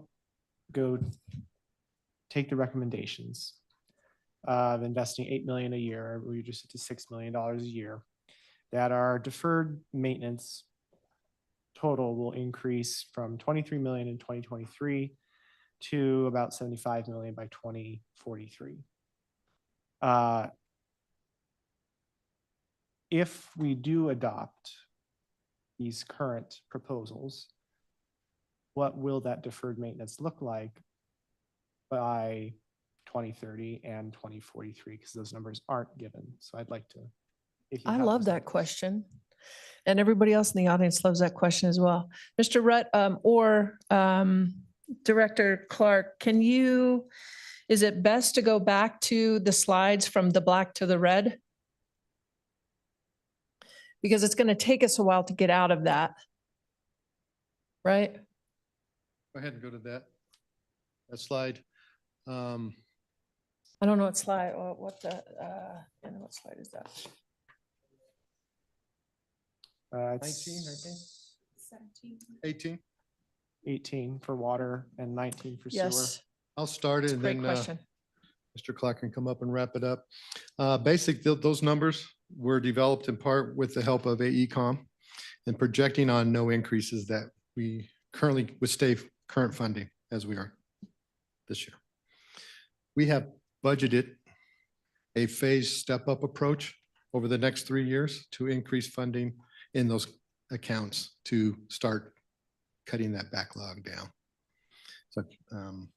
So that's the plan, is to stage that up. Same thing on the water side. We're staging those up to meet that deficit. So Councilmember Ward, I know, I I'm see trying to you. get- I'm I trying to know get where you're going. numbers. I know where you're going. So if you look at, extrapolating out on those specific numbers that we used between where we would be from 2030 to 2042 on that compounding nature, it's so volatile for us to go, because we don't know what we don't know yet from the infrastructure load. What we do know is those numbers specifically on that right-hand side, that between 2028 is about as far as we can confidently say we can get out of the red into the black. As we continue down this path, again, this council's been on a journey, and not a fun one, for the last few years, as we continue to discover what we are obligated to pay. And I mean, again, we just discovered the 17 ponds versus the 152 ponds. So it's out there. We just don't have the technology, right? So that's the ERP and the asset management. But those questions, Councilmember Ward, as we continue to work with AECom, those are exactly the questions that we're asking for as well, from the specificity on those year out from the compounding. Does that make sense? Yes. So, thank you.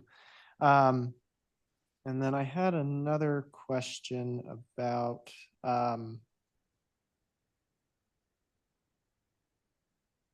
I know we're trying to do a tiered approach to go from the 2025 proposed number of 119.90 to 2028's 158.22.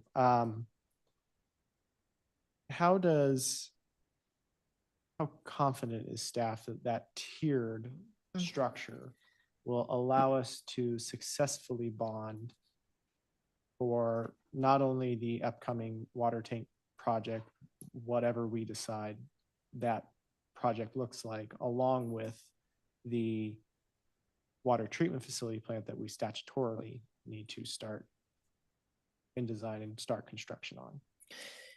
So we're as confident as a parent can be when the 16-year-old starts to drive, and we've given them all opportunities to be high and tight on the road. Again, it's the fidelity of the model that increases our level of confidence within a margin of error. I don't want to say that we're absolutely confident. I mean, we've seen the increase from CIP, other significant projects, water tanks included, go up, 30 to 37% in a year. There's no way that we can accommodate that. What we can say is having a repeatable model that is mobile and agile and having everybody at the table buying into that model, we'll be able to adjust swiftly and to make those accommodations so we don't have this pendulum swing, whether it's up or down. I don't ever foresee it going down. But those amounts will become, I don't even want to say we'll become more confident because there's too many external forces out there, but they will be known to us, which is a significantly more solid place than we are right now. Thank you. I appreciate the, I don't know if it's a euphemism or whatever it was, but to a 16-year-old driving, you might want to specify who's 16-year-old because some parents might have a different idea, You're absolutely right. of what that is. But otherwise, I support staff's proposal. So thank you. We're Mayor. grateful. Thank you. Thank you. Councilmember Wynn. No, Councilmember Marshall Olson. Sorry. How you got on there? He's in remote land? I am remote. Hi, thank you, Mayor. Councilmember Wynn pushed the button for me. Nice. I didn't even know you could do that. Teamwork. New trick. All right. Thank you, staff, for bringing this forward, especially the detail that went into how we got where we are and why we're here now. This is none of us on council are enjoying having to raise rates because this is directly affecting our residents and this is going to be a big lift for them. But we have to, and I think we'd be negligent in our duties as representatives of the people if we didn't do this, what we had to do. So I appreciate the presentation and everything. I've got a couple questions going off of the other questions that have been talked about. The backlog of sewer numbers that you had written on the slide, do we have a similar backlog in water infrastructure also? And also, do those numbers include the stormwater backlog, for example, the detention ponds? Mr. Rutt? Thank you for your question, council member. Yes, we do have a backlog in water. By increasing our investment over the next 3 years, we should be able to eliminate or reduce that backlog in the next 3 to 5 years. Second part of your question, stormwater. The infrastructure is included in the sewer evaluation, so that the collection line pieces are, but not the water quality ponds. Okay, so those amounts that the backlog in the water ponds is not it wasn't included in those numbers. That is correct. Do we have any idea of how much the total cost of that is right now?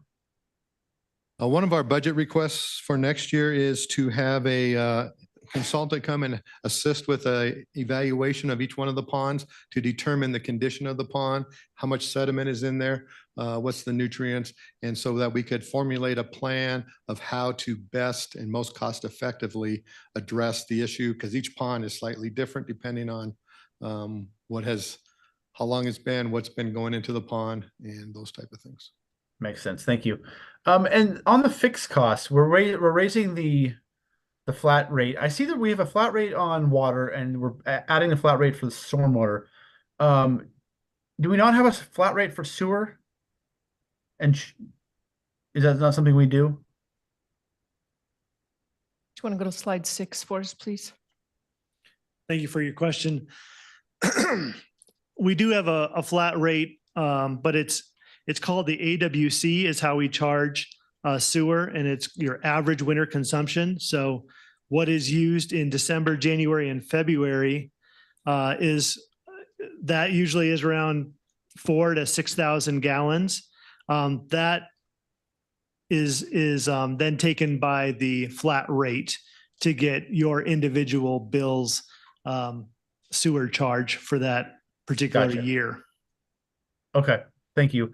And the question on the flat rates, the increase, is that the new rate, will that then cover our fixed costs?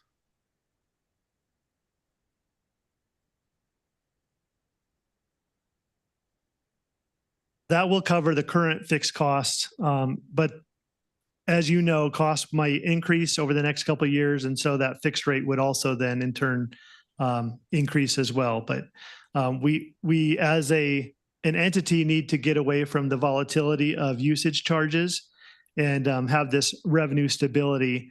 And most years it'll cover the operating cost for this fixed rate. So your answer is yes. Great, thank you. And are we doing anything this year with the tap fees? Are we raising those at all right now?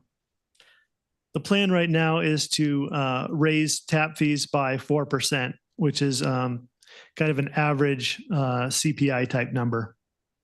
Okay, great. And that goes into all the different costs, right? Correct. Okay. So those are the questions I had. I support this proposal. It's going to be a hard sell, but I think we don't have a choice and we have to do it. And that's the fiscally responsible thing to do for moving forward. So I support that, and that's all I had then. Thank you, Mayor. All right, thank you. Now, Councilmember Wynn. Thank you, Mayor. Again, thank you for the presentation, Mr. Rudd and Director Clark. Obviously, this is like my other fellow council members have mentioned, this is a tough pill to swallow just because of the gravity of it. I mean, this is huge rates that we're increasing. So my first question is, with the stormwater fund, you mentioned this before, but why didn't Broomfield have one originally? Why did we, again, and I understand that it's an urgent raise, but why did we never just got onto that system or the fee? In 2004, when we presented to council, we presented council a stormwater fee and what that rate would be for residents and commercial buildings, similar to what we're doing today, which was commercial and was based on square footage of the various commercial facilities. And at that point in time, council chose they didn't want to increase that rate or add that fund. So they instructed staff to try to fund as much as we could out of the sewer. Councilmember Wynn, just to add to that, council can only make decisions on information that staffs provide. So I don't want to get into a finger pointing or why they made those decisions. Again, it kind of goes back to what we originally talked about. We were firing on all cylinders. Things were great. Sales tax was coming in. And the general perception was that we need not, again, coming out of, we're going to be a city and county, and we are never going to increase anything ever, because we are going to be able to be solely independent and generate enough to be taking care of all of these. And so it would have been counter to what was promised to the community and the taxpayers when we became a city and county, for them to come out in 2004, right after having become a city and county, and saying, oh, well, hey, remember what we told you? Well, we're just going to go ahead and add stormwater. So essentially they said, we're just going to absorb it because we have all of this development that's coming. These are great answers. And my next question is, if we didn't increase these rates, what would be the doomsday scenario? Like, what services would residents see if we did not increase rates? What would happen if we didn't do this? If we did not increase our rates, we wouldn't be able to bond for our major projects. So we wouldn't be able to bond for the water tanks, which would impact our ability to provide and assure adequate fire protection pressures, which would mean that we couldn't certify the water, so development would have to stop because we couldn't certify it. There would be, from a sewer side, because we couldn't bond for the wastewater treatment plant, we would not be able to continue those modifications to meet the compliance requirements of the new mandates. We wouldn't be able to meet the capacity requirements. So eventually when we hit to that 90% where the state law requires us to be in construction, if we're not there, the state would require us to cease building permits until we were in construction. Additional infrastructure failures. As I had mentioned, we have 18% of our infrastructure for water, drinking water, will be moving into that 50-year mark in the next 3 to 5 years. Councilmember, when this plan that we have before council is not a platinum plan. It's not a gold plan. It's not a silver plan. It's to get us to base. So we don't want to have fear mongering or, but to say that it would be catastrophic failure is very accurate. Well, for those reasons, I think I will likely support this. Just because it does sound like it's pretty bad if we don't do this. And I saw the graphs, and I definitely recognize that it's just not sustainable. It's not going to be in the best interest for Broomfield to kick the bucket or can, so to speak. When I first got elected in November, I didn't realize how many first things I got to do here in council. So obviously, still learning on the job, but obviously it has to get done. So I again appreciate your presentation and recognize that this is a lot for us to process, but we can't just kick this issue down another year or decade. So thank you. And next we have Councilmember Lim. On the stormwater rates, there's a note for the commercial, industrial, and other non-residential customers that they'll be charged based on square footage. Can you give a ballpark idea? Will the rates be somewhat comparable to residential, larger? I mean, just so we have some confidence that the commercial is going to pay its fair share of this new stormwater fund.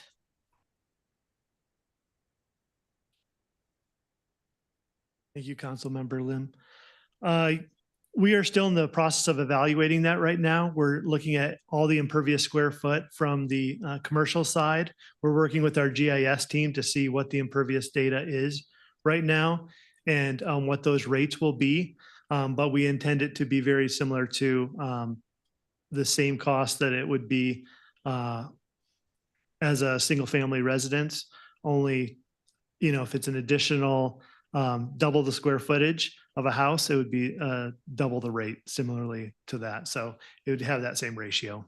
Okay. When the ordinance comes forward, will we see those figures for? We will have some examples by that time. We'll have some yes. examples. Okay, thanks. In the 2-on-2 memo that we received before our meetings, and that memo is also linked from our current study session memo, there was a note about increasing the reuse water rates. And I don't see any mention of that now. Am I missing something, or was there a different decision made? Mr. Rett? You're not missing something, Councilmember Lim. Okay. Great question. I'll have to get back to you. Okay. I don't have that on top of my head right now. Okay. Okay. So I had the opportunity at the CML conference to go to some infrastructure sessions. It was interesting, the EPA director, Region 8 Director Casey Becker was the one who mentioned the importance of cybersecurity for water. So I see a lot about our economic stability in this plan. I was just wondered if you could say a few words about what we're doing with cybersecurity for water. Are those costs in this plan, reflected in the plan? Yes, basically what we do right now is there's two processes we have working with our IT security folks. They maintain a large part of the security system of it. And then we also have an instrumentation and control division within Public Works that works hand in hand with the IT security folks. We evaluate and work with them with the requirements from the EPA to ensure that we are complying with all the cybersecurity steps and requirements and evaluations. And I believe we have a meeting here at the end of this month to review our current stance and our next steps going forward. Okay, so those are, the costs are reflected in this plan, and we have Yes. been, we're not behind in that area. Okay. No, right now our we just upgraded and to a state-of-the-art type of SCADA system, which controls our water and sewer systems. And that was just recently done and completed about 2 years ago. Okay. The other session that I attended, CML, was called Greening Your Infrastructure. So it was talking about the impact on storm sewers related to extreme weather events, stronger storms when they do come. So is our infrastructure ready for those extreme weather events as they increase? That is an ongoing evaluation process. As the storms increase, we, just like our wastewater master plan, we are proposing in our budget planning process to do a stormwater master plan, utility master plan. And those are the things we look at, is what areas are we seeing increased flows? What areas do we need to upgrade? And we work closely with our engineering department as they work with, used to be called urban drainage. I forget their name. Mile High. Mile High Flood District. Just flood district. So that's how long I've been in business. I know, right? Yeah, Mile High Flood District, and our engineering team led by Katie Allen does a really great job of managing the flood system. There was just a note in the CMO update that the water demands for the month of June set a new record high. That seemed counterintuitive to me. It wasn't that dry in June. So is that due to increased units? What did you think? There were notes in the memo, but there wasn't any like, well, it's because of such and such. That did you do any thinking about what was the cause? Mr. Rutt, before you answer that, Councilmember Lim, can I just tell you how much we appreciate, because we take so much time on the CMO updates, and the fact that that you take the time to read it and digest it. I'm grateful. Mr. Rutt. Yeah. So thanks for the question. I'm glad you read my stuff. Yeah, it was June, the month of June was 13.77% for the audience and those at home, above our historical high June ever recorded. Most of that was related to, it was a slightly warmer than average June. A couple of degrees, I think, is what the newspaper was indicating. Participation was slightly below normal, but we also have a little bit of a drier May than normal. So a lot of people are still irrigating earlier and more often. Currently, the month of July is also heading to a max month. I think as of yesterday, I think we were what, 5.7%, 7%?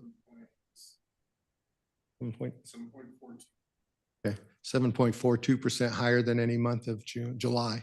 So, and we're also trending higher for the whole year. So it looks like as we get warmer, as the storms vary from intensity, and normally in the back, if you remember, if you've been here a long time, Colorado used to get a lot of those afternoons storms pretty regularly all summer long. Now we get these big ones, like a little bit like today we got 1.5 inches out at Interlaken, but parts of Broomfield didn't get anything. So they're more isolated, they're larger in intensity, and not as frequent. Okay, thank you. Those are my questions. Thank you, Oh, Councilmember. and I do, Sorry. I do appreciate that it's necessary that we go forward with these rates. Thank you. Thank you, Councilmember Henkel. Thank you. I also want to point out that Kenny, I think, asked all the questions for the evening, and we might have just voted or said we support this at the time. So thank you. I appreciate the presentation and just the thoughtfulness in this. one of the things that I have really appreciated about this is having a third eye on things. It's almost like anytime we work on changing systems, you need somebody else to really view the systems you've seen for a long time. You said you've been in this industry for a long time. So can you just sort of talk through and explain to everyone, when you asked AECom, what went into that? I see a lot of accountants here, a lot of data crunching, I'm assuming too. But what went into that? And then also, do other municipalities hire a third party like them? And then how much are we communicating with other municipalities, and are we seeing any speed bumps in their processes? There's 3 questions, sorry. See if I can remember them all. What went into the data crunching? So the data crunching was, Public Works maintains a inventory of all of our infrastructure in Google Sheets. So by Google Sheets, it's hard to crunch all that data because it is very large. So what we did is we provided them all of our Google Sheet data based on our infrastructure, and then they inputted it into their asset management programs to crunch the data. Okay. And then that came, and then we sat down and we had 7 workshops with them to review the data, to review our business processes. They asked a lot of questions, interviewed on what is our business process as far as budgeting, identifying the different technologies that we could use to address the backlog, those type of questions. And did they have any, sorry, I'm going to add just a little bit of piggyback. Did they have any input as far as what the data output is, I guess, because, you know, your direct variable or whatever is on the bottom, and then your indirect, you know, relies on your direct variable. So when we talk about you need this, this, and that, and they're laying it out for you, how much input do they have on the costs and what that output would be? They evaluated based on their costs, because they do this nationally. So they took their national costs, and then we also provided them our recent contractor costs. Okay. And they evaluated to see how close our contractor costs were to the national cost, which is fairly similar, depending. Back east, a little bit higher, more unionized. You know, Western Rocky Mountain states, not as much unionized, and so forth. So the cost varies. Okay, thank you. And how much are we communicating with other municipalities, and are they also hiring a third party like this one, or is it the same? The AECom has recently done a couple of entities in Colorado. I think they've done 2 or 3 before they did us as a bigger organizational restructuring type of thing. Right now, they're getting inquiries from a couple of other counties and another city within Colorado. And they're very interested in the foresight that Broomfield has taken in going through this exercise. It is, this one was a little bit rare. Not a lot of cities take this extra step to be proactive and to evaluate their assets. So the other 2 or 3 entities that when I talked to AECom last week are very interested in this process, and we'll be meeting with them to talk about it and go through it. I'm also meeting with Westminster and Arvada here at the end of the month to tour some of our facilities and look what we do. We have what we call the 5 city directors luncheon every quarter, which is Arvada, Westminster, us, Northglenn, Thornton. And then we also have the old Boulder County group, which is Boulder, Superior, Lafayette, Louisville, Longmont, and Erie. And we meet also with those guys quarterly. Okay. Yeah, that'd be kind of helpful to see, just to make sure we're not missing anything in that process. And then my last question here, you know, so thanks for the input on the finance part of it, because we know that the number crunching there is probably mind-boggling. In addition to that, what does our future relationship look like with them? Are we going to revisit this third party? Are they going to evaluate our system? Is there every 5 years plan, every 10 years? Currently, in the next 60 days, we are bringing them on site. They are going to do a 1-day training for our leadership team on the asset management process to help us continue to work and develop our processes. We are also working with them to develop a scope of work to continue evaluating the rest of Public Works, which would be the streets, the fleet, and those type of things. And then we are looking at what proposal they might have as we move into our asset management phase of the ERP updates that we're doing now. In future years, a couple years down the road when we get to that part, we're getting input from them on what are the pieces and what they need to look like and how they need to integrate with that ERP system. Okay, great. Yeah, I'd love to hear sort of the way that that's going to lay out and where areas we need to improve. And if that changes anything on our end, you know, that might change that price too. I don't know if we've taken that into account. If we need to upgrade those systems to allow us to be able to really analyze our systems in full and in totality. Thank you. Councilmember Hinkle, I'm going to add just really quick. So our relationship with AECom has been, my husband hates it when I use this term, but I'm going to use it anyway. Game changer. We've asked AECom and their reps to be here for the first reading to give some additional information about who they've worked with, what that structure has been. I foresee this being an ongoing relationship with AECom and not a handoff. We do some things extraordinarily well, as do they. So again, it's not a meeting of the minds, but again, not only is it forward thinking, but I think all municipalities and counties, as we move forward from a technical nature, it's going to take a team. So in order to move us into a future, it's not a handoff for us, for them to be able to say, yep, we checked that box, everything is good.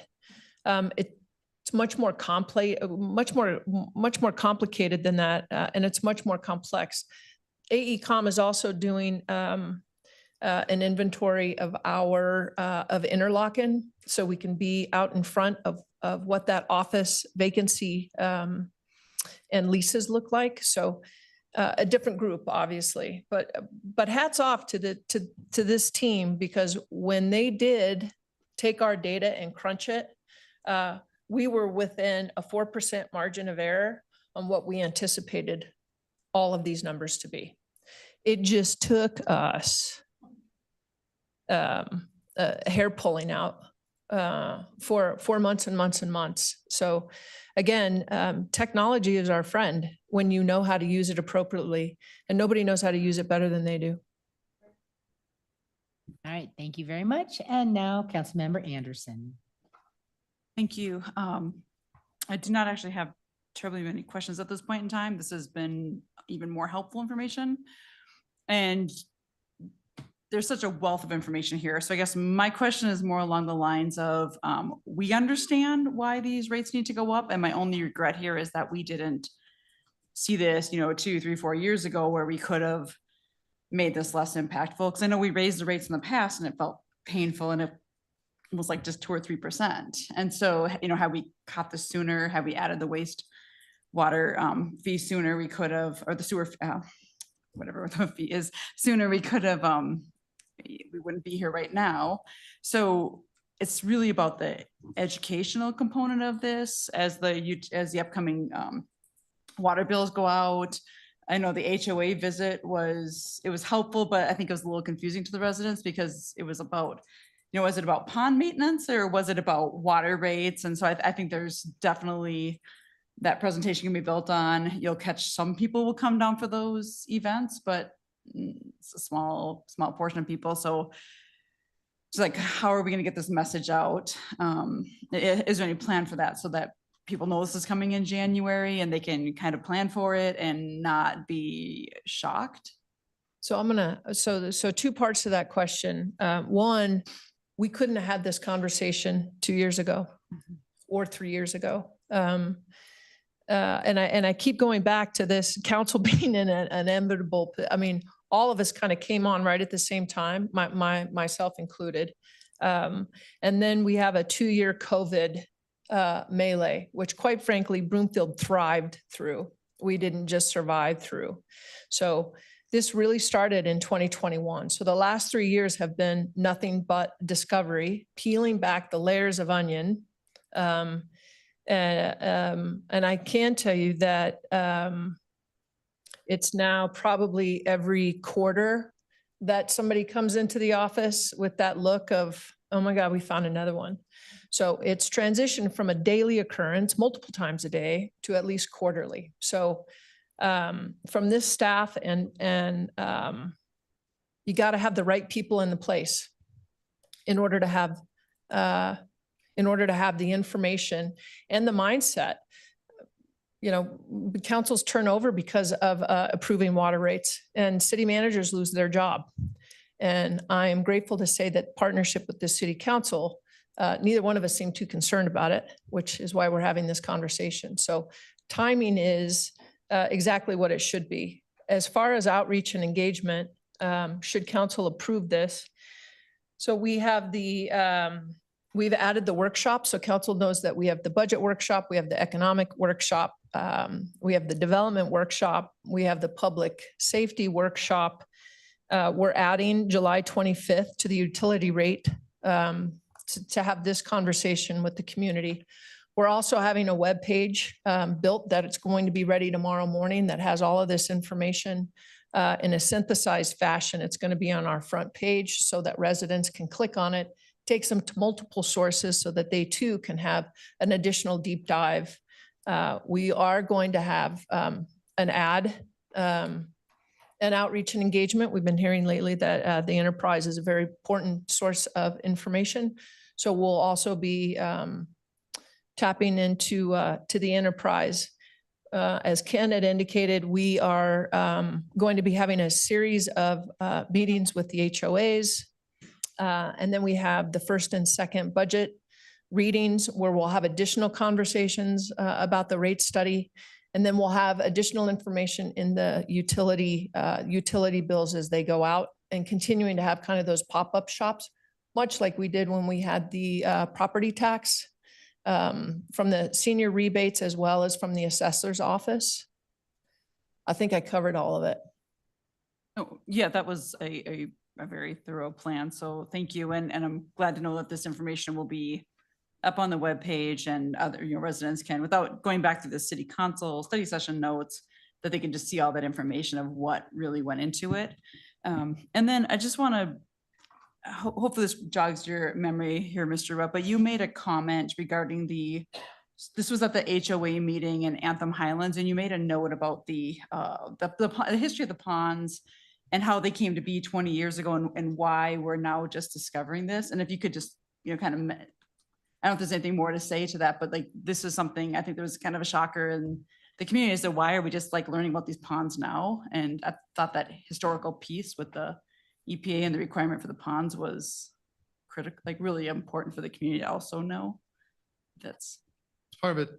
It's closing the loop of the communication, right? The development process starts and we have the development agreement and we all go through and we get the approvals, and then they take how many number of years to complete that development.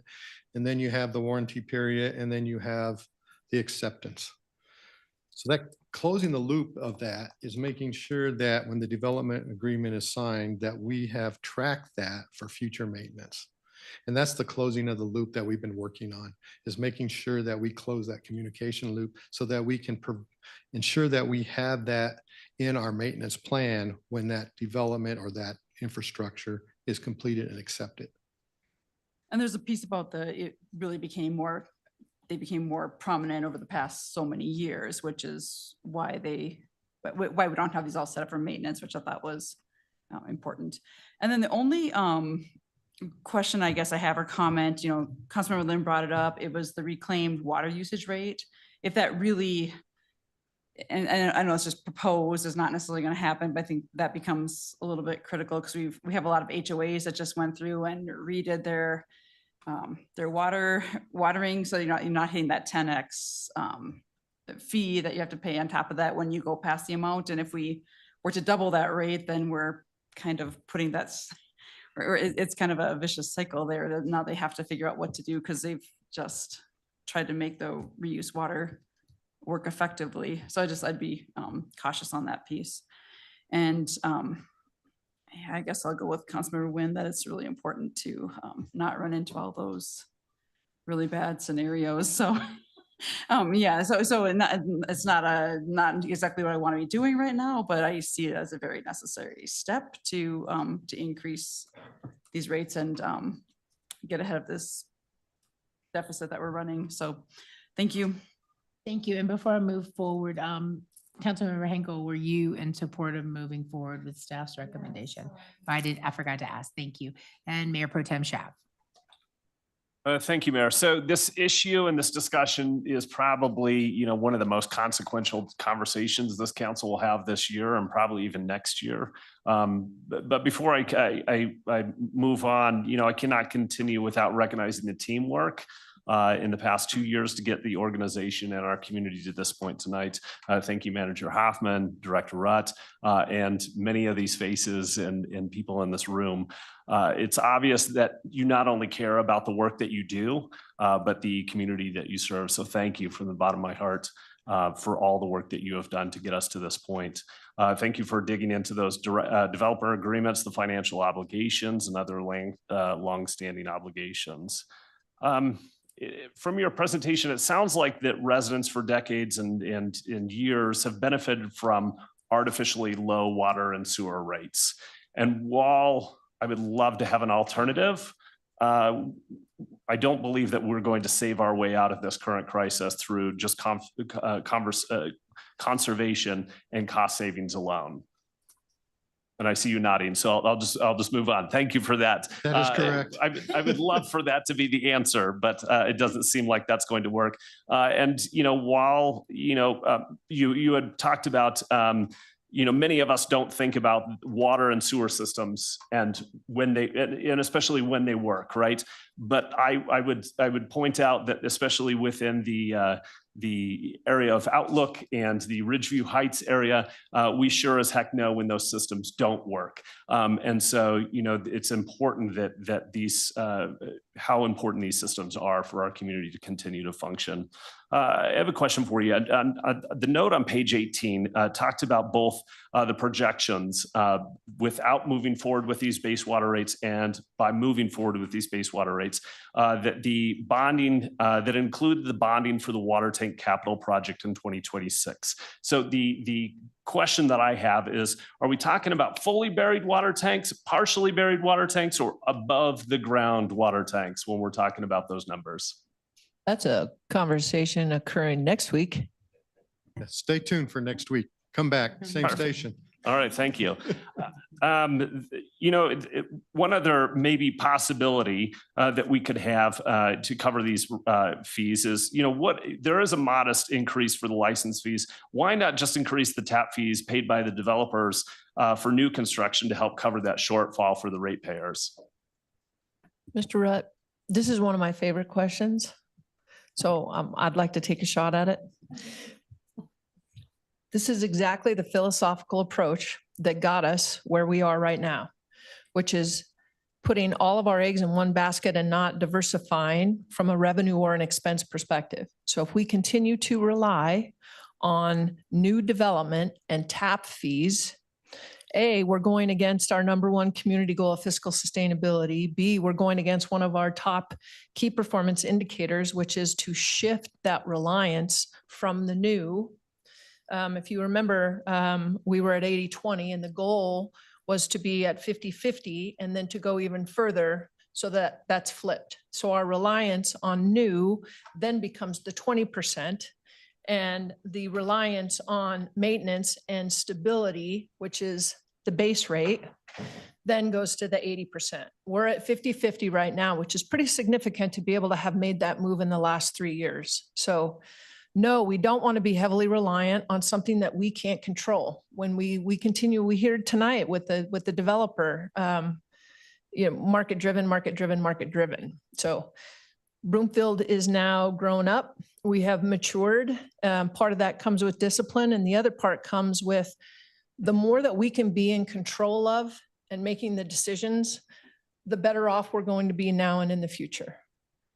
All right, thanks. So it sounds like that for years, I mentioned artificially low rates.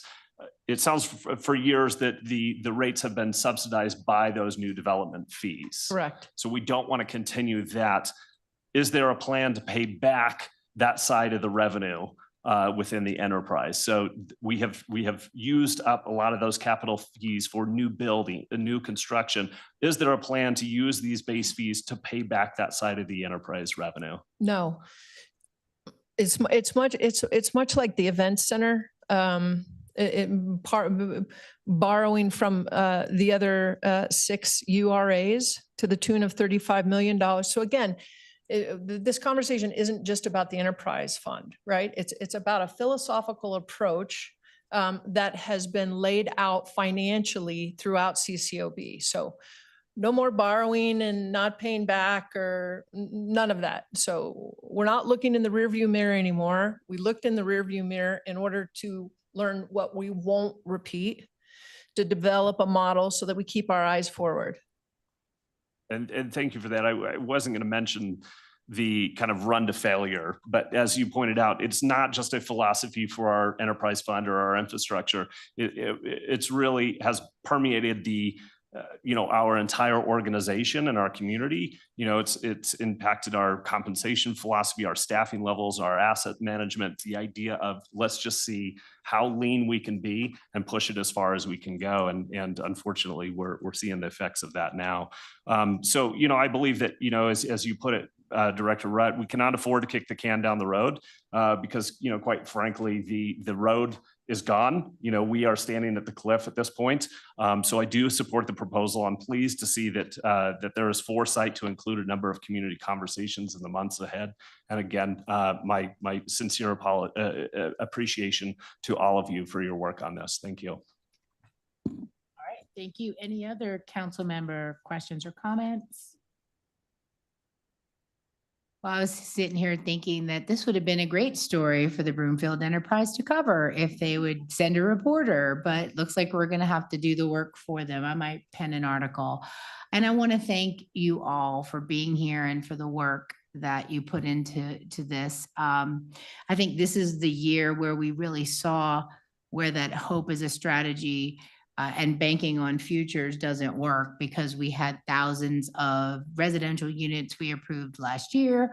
We were projecting those water tap and sewer fees for our budget this year, and they didn't go forward. They're paused indefinitely because of the market driving. So that's where this is the perfect example of where that method doesn't work anymore. And so we have an alternative. I guess I'm curious. I mean, you guys gave us so information. How much of an increase have we seen in the spending on maintenance in our utilities, Ms. Hoffman? So we have, I don't remember what slide it is. Heaven knows we should have these committed to memory by now because we've been working on for so much, but we have 3.4 billion, if memory serves, in assets. Best, I don't even want to say best in class because it's a relatively far reach, but generally you spend 1% of whatever your total asset is on maintenance.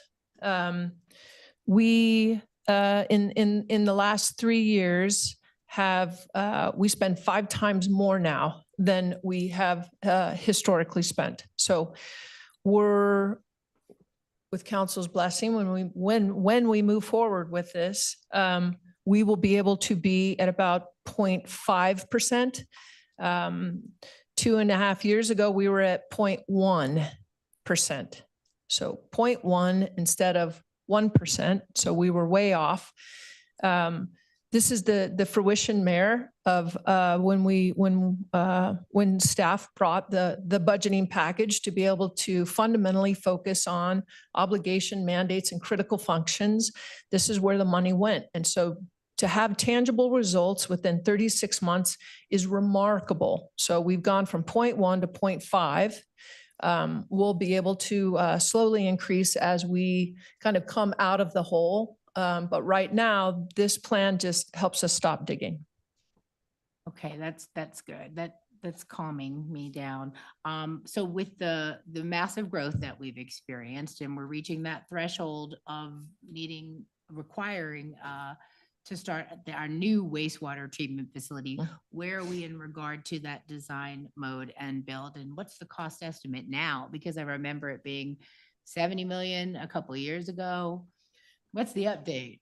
The update. Well, we are just completed the 30% design review. The goal is to have the 100% done late this year, first of next year.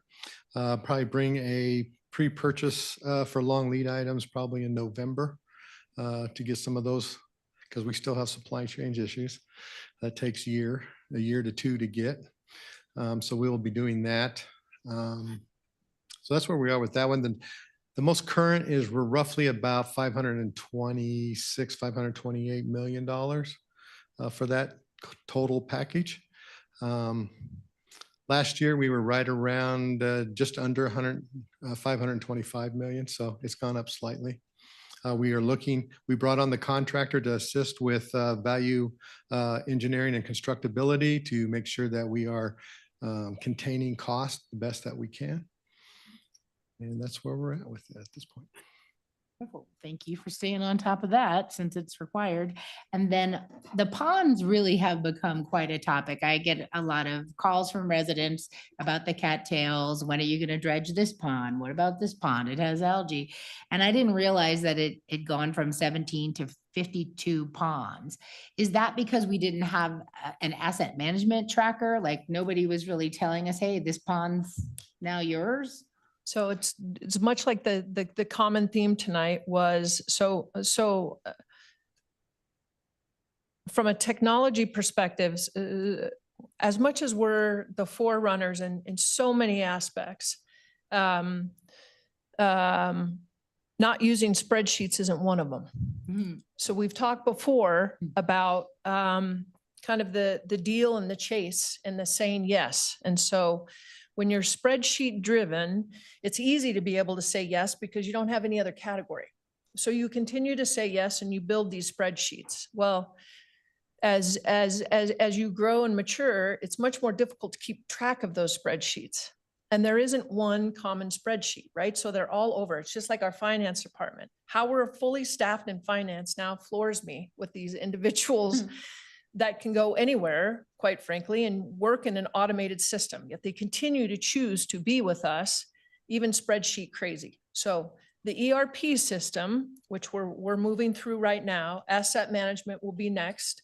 And that's the fundamental nature of AECom, helping us kind of navigate what that looks like from a technological perspective. So it's out there, it's just not collected. It's not a general repository. And essentially that's what we've been dealing with the developer agreements. So when does the discovery end? In other words, have we discovered all of the outstanding documents and obligations? I would love to sit here and tell you that we're 100%. My best guess is that we're about 85% there. Within 24 months, I'm confident that we will be at 90%. And that's about as good as we're going to get. I don't think we'll ever be at 100%. We're always going to have those outliers, but we have the staff to accommodate that. So we're damn close. All right. Thank you very much, Manager Hoffman, Mr. Rutt. Thank you. And thanks to the entire team. I think you have the support to move forward with the recommendations. Thank you. Appreciate it. Of course. We're gonna take a 10-minute recess. It's 8:38, so we'll be back at 8:48. Thank you all.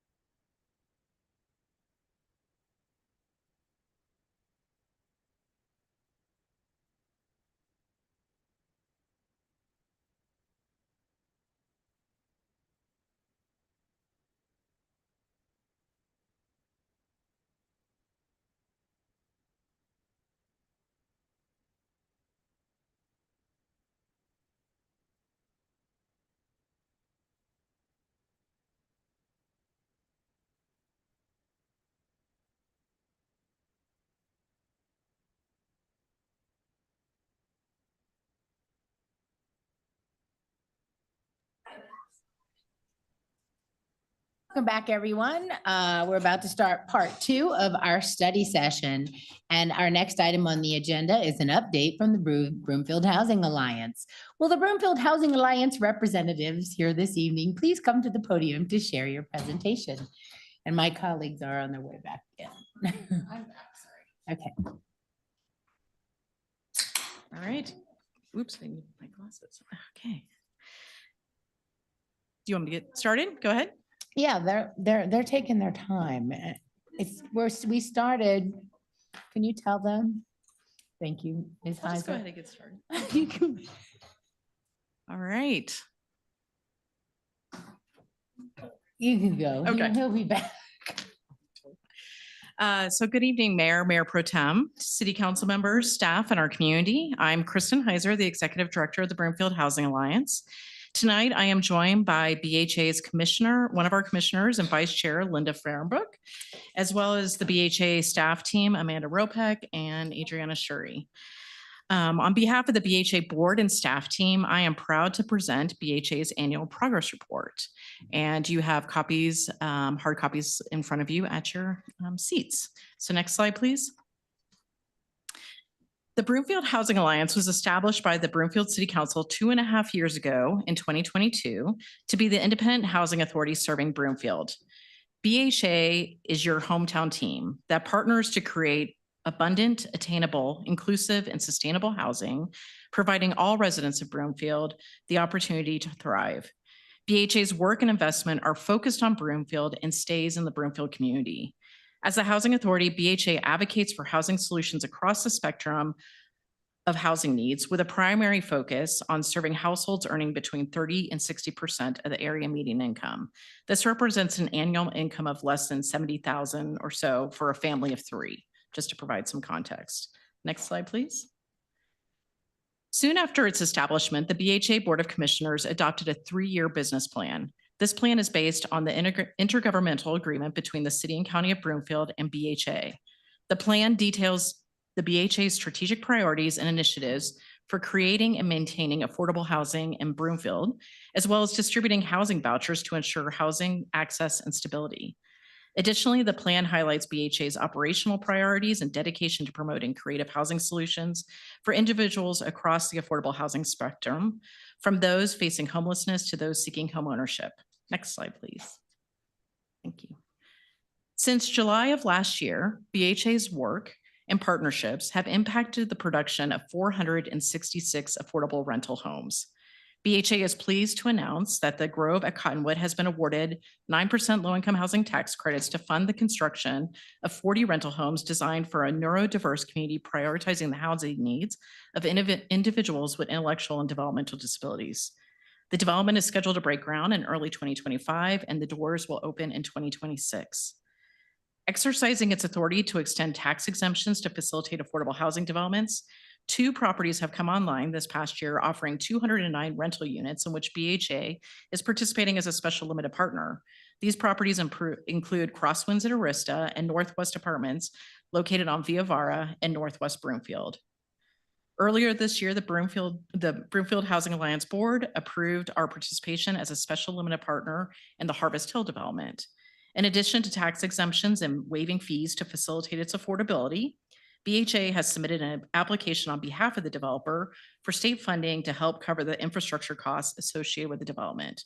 We should know about those awarding of funds, I believe, early fall.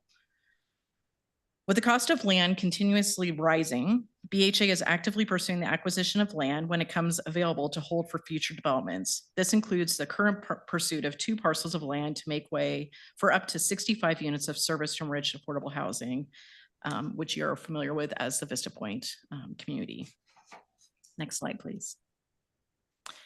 In addition to creating new units, BHA is committed to preserving the affordability of existing units and, when possible, converting market rate units to affordable. This past year, BHA retained a commercial and real estate broker to identify acquisition opportunities.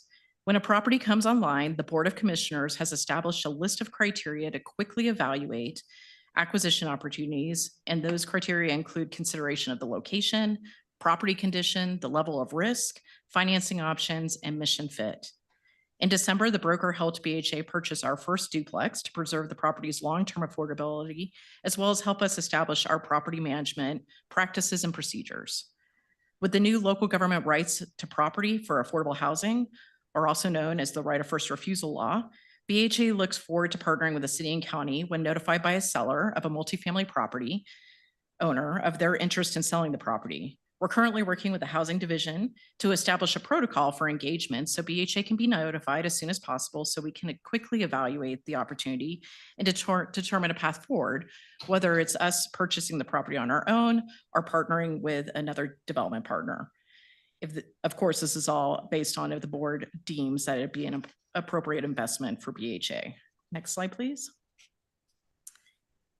In mid-2023, BHA assumed control of the administration of the Housing Choice Voucher Program for Broomfield, which included the hiring of program manager. Over the last year, BHA has added, actually this is now 15 new vouchers because we brought in a new one last week, bringing the total to 35 active housing vouchers in Broomfield. BHA has also spent a lot of time positioning itself as a point of contact for housing information and referrals. Since May of last year, when we started to track the calls that we receive and the internet and communications that we receive, our team has fielded over 600 calls seeking housing resources, with all of those calls successfully receiving a resource or referral. New to managing a voucher program, this past year, BHA was successful in being awarded a technical assistance grant from the Colorado Division of Housing, which provided us a team of experts from enterprise community partners to help us shape BHA's housing voucher program and how we're running it now, as well as how we can pursue additional vouchers in the future. While BHA works diligently to manage existing vouchers and secure more vouchers, it's crucial that units be available for voucher holders to rent. To that end, and to strengthen our relationship with local landlords, BHA has established a landlord network to recruit and support landlords to participate in these programs. This past year, BHA hosted 3 events specifically for landlords, and they covered topics such as fair housing, energy efficient multifamily housing, and Housing Choice Vouchers 101. Next slide, please. While we're talking about vouchers, I want to share an update that falls outside of the annual report timing. As a grantee to the State of Colorado Division of Housing Voucher Program, BHA was recently provided 20 new vouchers to be released in the Broomfield community. So on July 1st, BHA hosted a waitlist opening. Through that event, we received over 400 pre-applications, which were entered into the state system for people needing housing assistance. Unfortunately, while only 20, it's great for those 20 individuals, only 20 individuals will benefit from this first event. And once these vouchers are placed, we do have the ability to go back to the state and request more vouchers. And when those new vouchers are received, we will be able to pull names from the wait list that was created back on July 1. So we are just starting that process of be able to bring new vouchers into the community. I do want to take this opportunity to just express great appreciation for the City and County of Broomfield Human Services team who provided us the space and support for a very successful event. So thank you very much. Next slide, please. When BHA was established in 2022, it was thought that the organization might achieve operational independence within 3 years. BHA has made significant progress in this area by establishing all the governmental and corporate functions necessary for an independent housing authority. As part of this progress report, we are proud to share that BHA did earn a clean audit for 2023. With the awarding of the Grove tax credits, BHA will have successfully leveraged around $18 million in financing into Broomfield by the end of this year. This past year, BHA also established a nonprofit organization to support its fundraising and philanthropic efforts and signed on with a grant writing firm. And finally, what you see here on the slide is our current financial standing. We maintain $1.3 million in cash in the bank and have a net worth of $2.4 million. In our conversations with financial and investment partners, this current standing is what is required to give banks the confidence in investing in BHA and our future developments and acquisition opportunities. Next slide, please. Back when BHA started 2.5 years ago, the board identified the values that drive BHA's work: accountability, respect, integrity, and interdependence. This slide demonstrates interdependence in action. BHA cannot achieve its mission without the partnership and coordination of many local, state, and national entities who share a mutual commitment to affordable housing. On the screen is a list of our colleagues we are grateful to work with every day to accomplish our successes over this past year. Next slide, please. Looking forward to the year ahead, BHA is thrilled to continue achieving many more successes. This coming year, we'll see the start of construction of the Grove at Cottonwood and the design of Vista Point.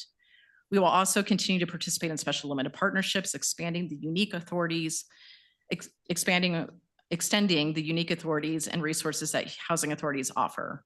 Additionally, BHA will continue to support discussions with local agencies, developers, and landowners interested in developing affordable housing. Currently, BHA is involved in 5 separate conversations, including both new development and preservation opportunities, and if successful, could result in approximately 475 additional affordable rental homes in the next 5 years. We will also strive to secure resources and funding, including Proposition 123 land banking funds to acquire land for future affordable housing initiatives. Furthermore, we'll utilize the right of first refusal law and our unique position as a housing authority to purchase existing properties and designate them as permanently affordable. BHA will also work on expanding the types and number of vouchers available in Broomfield, recruiting and supporting landlords willing to provide homes for voucher holders. Collaborating with our city and county partners, we will update the IGA to ensure BHA continues to meet the community's goals for creating diverse housing options for the Broomfield community and move towards financial independence and sustainability. BHA will also continue to support local initiatives such as the Broomfield High School ADU construction program to address the various housing needs in our community. Lastly, we'll focus on nurturing and strengthening our partnerships and collaborations based on the values of accountability, integrity, respect, and interdependence.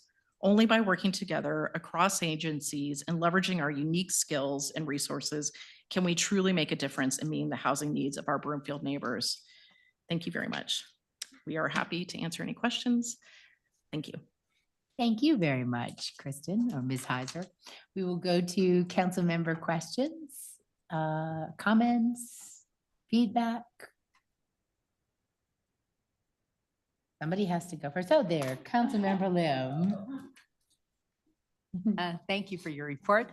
The duplex that was acquired, is that already occupied or what's the process on that?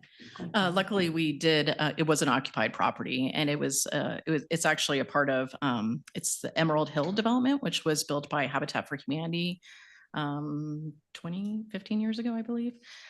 So most of them are owner occupied units. There was one unit that Habitat for Humanity held on to that they used as a rental property for its income. And as Habitat is looking at kind of stabilizing their own financial circumstances, they looked to sell that property, and they came to us because of the opportunity for us to be able to preserve its affordability.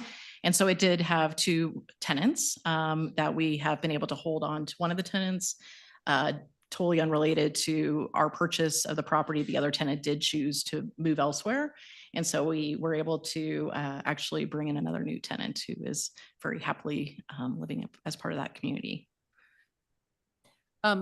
In your acquisition criteria that you pointed to that the board put forward, is there an allowance for renovations needed to the property, or are you just looking to acquire, move-in ready kind of thing? That is part of our evaluation. So I just gave a very brief high level. Our criteria is quite a extensive list of things that we look at, but we do look at kind of the capital improvements that would be needed for the property, whether it's now or once we purchase it. A lot of these properties would have to be refinanced, and then we would bring in additional dollars to make improvements to the property. So we look at it kind of long-term as to what are the immediate improvements that need to be made to make sure it's safe and habitable and a good place for people to live, but then also the long-term investment needs for the property. So that is something the board does look at. Okay. You mentioned in the report that you established a subsidiary nonprofit corporation. Yes. But you didn't mention the reason for that. So as we've been looking at diversifying our revenue sources, there's a variety of ways for us to do that. One of them is grant writing and grant funding. But what we found as we went out for grants is that some foundations will not, they are very restrictive to only granting to nonprofits. And so many housing authorities establish subsidiary nonprofits so they're able to access those types of funds. So that was the primary reason for us to do that, is so it'd make us available to all those types of sources. Okay. Thank you. And last question. You mentioned that you were a partner in the Harvest Hill project, and we will be hearing more about that in 2 weeks, I guess it is. Should we expect to hear further comments from you on that project when that request comes forward or not? I believe our board would like us to be able to come and express support for the project as part of public comment that evening, but we won't be a part of their formal presentation. Okay. Okay. Thank you. Those are my questions. Thank you very much. Councilmember Henkel. Thank you. Thank you for your presentation tonight. Big fan of your work. Big fan of the plans, big fan of just being really strategic, huge fan of your board. I mean, really, you guys have done a phenomenal job, so thank you. I know it takes a lot of work to do this. My own single mother relied on different nonprofits and churches. We lived in different churches growing up. And while that is okay, it's not sustainable, nor do I think it's very promising for kids moving from place to place. So you guys provide housing stability for families. That's very important. And while you are, nonprofit based, you guys have a better, skill set as far as being really concentrating on this. So I just wanted to, I know it's kind of obvious to some, but not to others. I wanted to make sure that that's really clear, that you guys aren't just providing housing. You guys are making sure that families do not have a lot of traumatic events in their life when they move from house to house. I've spoken about this before. I lived in 17 different houses growing up by the time I was 21. And it's garages, it's basements, it's everything. And as a kid, you think you're really resilient. You think it's fun to sleep in a bathtub. You look older and you go, wow, that was interesting. And while we were really thankful that people opened up their doors for us and literally their garage door for us to sleep in, I really feel like this is an equitable and dignified way to house people who are very important, who can be future leaders in the community. So thank you. I wanted to ask a little bit about your housing voucher program. Miss Adriana, do you want to speak to that? I don't know if you want to speak to that. I would love to just know a little bit more about it. The applications, is it called pre-application? Should I not even be using the word application yet? I sent quite a few people to you all, and I'm just curious how that process goes. Is there any sort of, what does it look like as far as being chosen or being picked randomly, not randomly? Can you just elaborate on that a little bit? Yeah. Thank you, Councilmember, for that question.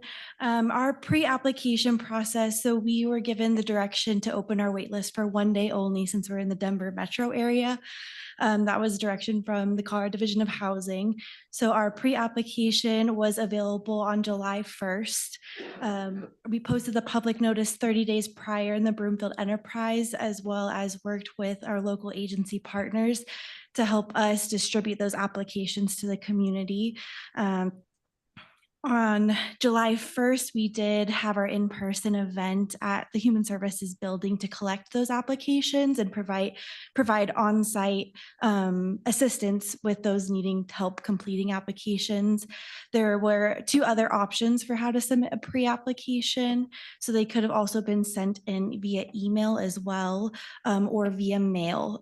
For the mail-in option, they did have to be postmarked by the 1st in order to be considered on time. And then email applications were the same deadline as the in-person event, so only accepted on July 1st. And then how are they chosen? Who determines, or how is it determined who gets what voucher? How does that process go? Yes, so on the pre-application, the applicants filled out, the Colorado Division of Housing has 5 preferences that they list. The first being individuals and families with disabilities, individuals and families experiencing homelessness, non-elderly disabled individuals that are transitioning from institutions or transitional housing into community-based living, as well as any families or individuals who are currently receiving Division of Housing funds that could be from a different voucher type, project-based voucher type, things of that they're already receiving.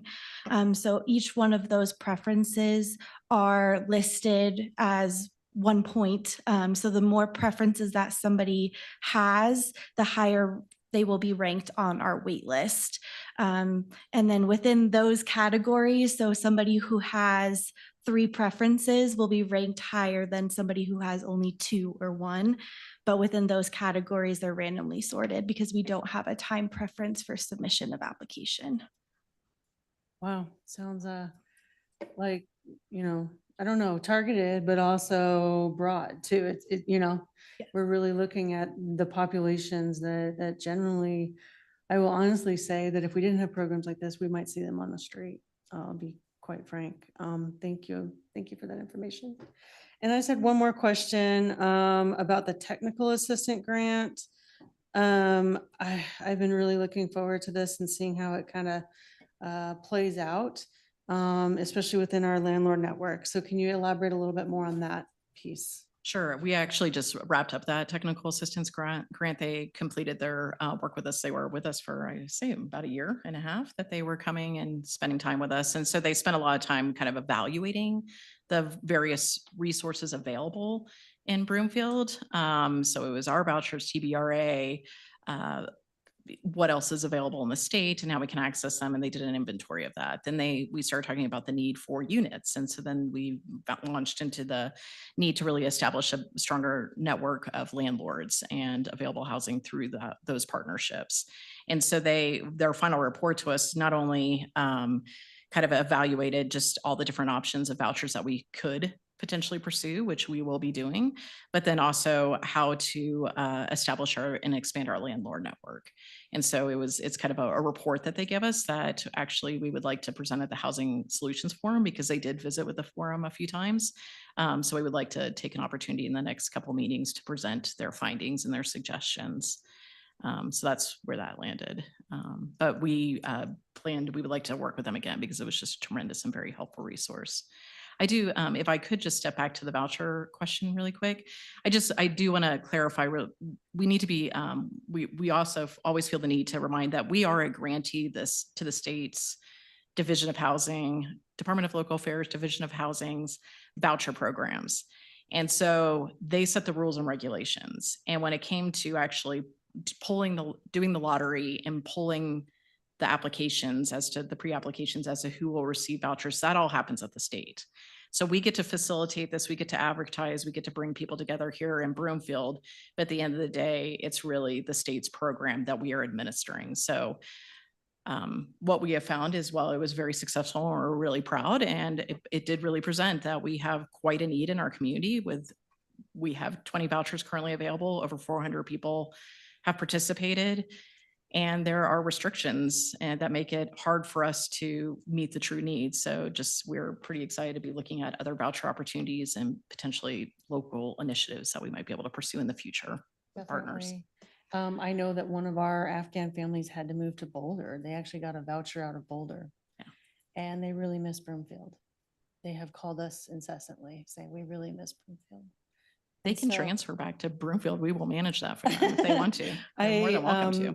We will talk. I do think it's important, when we have these applications too, and I don't know how much the state oversees this, but just if they are working or if they have a place where they have family nearby, are they being strategic about where they're putting these people that It is up to the apply? individual to decide where they want to live. So we Yes. can provide them a list of of apartments, houses, places that could be available, but is really upon that's something that's called housing choice vouchers, because they get to choose where they live. It is not, it's not restricted to any particular area or apartment buildings. So it really is on the individual then to go out and find the housing that meets their needs. So if they choose Broomfield, then it's upon you to.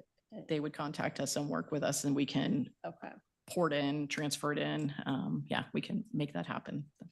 That's part of how we, Adriana's been busy this last year with anytime somebody wants to move to Broomfield is helping manage that. And then we get to keep that voucher. So if an individual leaves and they leave that, but don't take the voucher with them, we are able to maintain that voucher and reuse that here in Broomfield. Okay, that's great. Awesome. Thank you. I think that's it for tonight. Thank you. Thank you. Councilmember Nguyen. Thank you, Mayor. And Director, thank you so much again for your presentation. I'm again impressed with the amount of work you've done in the past 3 years. It's phenomenal. And again, I'm kind of shocked that we've had this program, before the pandemic. So my question is pretty quick. With the grants and the funding and the applicants for all these grants and the vouchers, do you have any information on the demographics by chance of the applicants? We will have that information. We are still processing. I mean, we accepted over 400 applications. We were cross-checking, looking at paper applications today. But once we have that information, we'll happily provide a report as to the demographics and all the data that we were able to collect from that. So happy to provide that to you in the future. Awesome. I mean, that's the only question I have. So again, thank you so much for your presentation. And again, appreciate the work you do for this community. So thank you. Thank you. All right, thank you, Mayor Pro Tem Schaaf. Thank you, Mayor. So thank you for the presentation and the written annual report. It's great to see you. I want to start at the operational excellence section of the annual report, and thank you for this report. When the BHA was established in 2022, as it says in the annual report, it was expected that the organization would achieve operational independence within 3 years. Can you talk more about this goal of operational independence and what specific areas of independence you have achieved and what areas are still need to be met? Okay, thank you for that question. So when we first came on, 2.5 years ago, I was the first hire in February, and I was handed a laptop and had a great board to work with. And so since then, we have been able to establish all of the financial and legal requirements that we have to abide by. We've hired an accountant, and we've done 2 audits that have been clean, and we have attorneys that we have to hire and work with, and we've established, we've done our audits, and so all those financial requirements that we have to do. I was a city employee, and the board made the decision this past year for me to leave and become a BHA employee. And so with that, we are no longer accessing human resources for myself or Amanda. And so we have our own human resources now in place. Adriana, thanks to the city and county of Broomfield, is on loan to us. She is paid by the city and county of Broomfield, but she sits with us and helps run the program. So we're very appreciative for that. So in addition to establishing our own financial, legal, human resources, communications, we also have established an office because as we grew and needed to be in close proximity, we outgrew the space that was made available to us here at the city and county. And so we have leased an office and have established that. So those are just some of the examples. As for the financials, we're still working in that space. If you talk to other housing authorities, it does take a decade or 2 to be fully independent from their sponsoring jurisdiction, for lack of a better way to describe that. And we are working fast and furiously to do that with the Grove. That'll be our first big opportunity to be paid back for the pre-development funds that we spent for that project, as well as a developer fee. That'll be paid out over a couple of years, but it's going to be those projects incrementally that help us establish ourselves. And so with the Grove and then Vista Point, and then when we do these SLPs, we're able to charge fees, and that is how we will build ourselves in terms of that sort of income. Also, the ability for us to be able to, our foray in buying the duplex was our first rental income, and that has allowed us to establish kind of our practices and procedures around that. So as we look at special limited partnerships and potentially purchasing other properties, which we are actively pursuing and looking at, that is another way that we would establish ourselves financially, is through the rental income that comes off of those properties. Mindful of that fact that they are affordable properties, and the income that you make off that is lean. So it's not a huge windfall, but it is a place to start.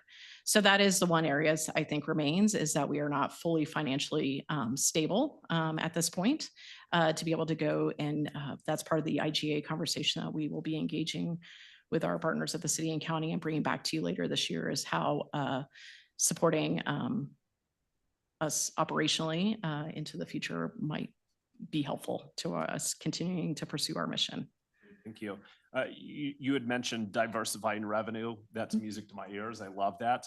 I would love to see metrics for those revenue sources and how those will grow in the years ahead, kind of what what is expected, what we can count on. And then in reviewing the business plan, items that, the achieving financial independence isn't one of those priority areas that's, boxed in, which, I understand there's a lot of reasons for that, right? So I think that, with that not being a priority, I would be curious to see with the current finances that are in there now, how many operational years exist with that current revenue, and really when is that funding run out?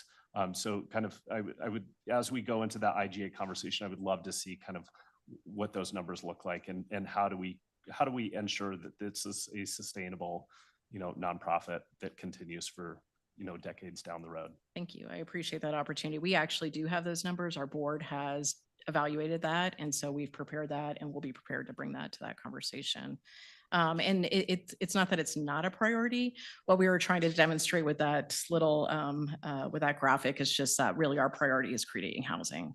And in order for us to do that, we need to be financially stable and sustainable. And so, yes, that is equal priority, but it's just not as exciting and as fun as building housing for people. So that's why it didn't end up in our little box. Yeah, I think this council knows about not exciting and fun, financial conversations. So totally hear you on that one. So just one last question that I have for you. So there were 381 pre-applications submitted for housing vouchers. Do we know how many of these applicants were Broomfield residents specifically? I'm going to estimate it was we think about half of them were Broomfield residents. One of the challenges that we have with any waitlist opening is that there are advocates and activists out there that are just watching for these waitlist openings to occur. As soon as it hits the paper or is notified, that is why we are guided by the state to be very strategic in how we publicize it, when we publicize it, not to keep people out or to hide anything, but just simply when we only have 20 vouchers, to do a broad notification is just really unfair to our public, because it just is kind of false promises of what's going to happen. So we are crunching those numbers right now, along with the demographics that I was just mentioning. We'll bring that report back. But we were surprised by how many people came from across the state for this listing. But it is really a function of kind of organizations and activists getting the word out wherever they see openings happen. Okay. And then do we anticipate that with those 381 that there are going to be applications that don't qualify or incomplete? I would say very, very few. Our team spent a lot of time with each individual to make sure that their applications were complete. And that was actually how we spent most of the day that day, was sitting down with individuals and going step by step through the application. As for what will be the challenge is there is documentation they have to provide when they come back and fill out their full application. So while they may fill out an application and claim to have all these priorities, they have to demonstrate. There's paperwork that has to be provided that demonstrates that they do actually have those priorities. And that is where we might see some people fall out of the system, is when they either are unable to. But one of the great things that we experience with our agency partners is we actually did a couple one-on-ones at different agencies where they helped clients get document ready for this process. And so I think there will just be more and more of that work happening in our community, where we are going to the refuge or fish and sitting down and holding workshops where we are teaching people how to be document ready. So when these opportunities come available, they're ready to go, and they will not be tripped up by not having the right documentation. Great. Thank you so much for this information. That's all I have, Mayor. All right, thank you. And I'm so impressed with the amount of vouchers we have, because I remember when you could count them on one hand. And this is the product of having an independent housing authority, because we just had the title for decades and nothing really ever happened. In fact, former council member Tessier and I, we actually did a protest vote against the housing budget because it was just CDBG funds. That was it. And we wanted to make a statement. So all that to say, I'm grateful that it's in capable hands. And my question is, since it is our first foray into having an independent housing alliance, how are other housing authorities funded? Like is there a special tax or a fee? You know, Shannon, well, I'm sure Kristen does Ms. Heiser does because she worked for other housing authorities. So can you shed some light on what's a typical funding mechanism I mean, for? yes, thank you. I don't know if I have a fully articulated answer, and I think as we're working on the IGA, that might be an opportunity for us to do some education around that and to do further research. One of the things that sets us apart in that we're new is we don't have a portfolio. You go to other communities like Denver or Boulder or Jefferson County, and they have thousands of units and they have thousands of vouchers, and that's how they make their money. And they also have properties that they can then refinance and reinvest. And so they just have this tremendous portfolio to be working from. So that is one of the things we just do not have that. But there are, for example, Estes Park, they have a hotel and motel fee. I can't think of what the right term is. Lodging tax? A lodging tax, yes. And, but I think there are a lot of different tools and resources that communities have adopted and implemented that support their housing authority. But it really is that when you look at a DHA or a BHP or Metro West Housing, it's just because they've been at this for so many years, 20, 30, 40 years, and they just have these tremendous inventories that they're able to leverage. So that definitely makes sense. My question is, we have a lodging tax, right? Does anybody know what it is? Little itty bitty like everything else. 1.6%, really? 1.6. So it could go up because I know some Boulder's raising theirs. Yes. Ms. Rogers, can that be used to fund housing? Okay. And that question would have to be approved by the voters. Absolutely. It's a tax. We live in a Tabor state, so I understand that. But just curious, thinking out loud. All right. Well, thank you very much, Ms. Heiser and the Broomfield Housing Alliance for that update. Anything else for our team? Ms. Rogers, did you want to? No. Oh. It was. All right, that is true. You're so quiet. All right. Well, thank you guys so much. Very much. Appreciate it. All right. Well, the final item this evening is a request for future action from Councilmember Delgadillo regarding council compensation.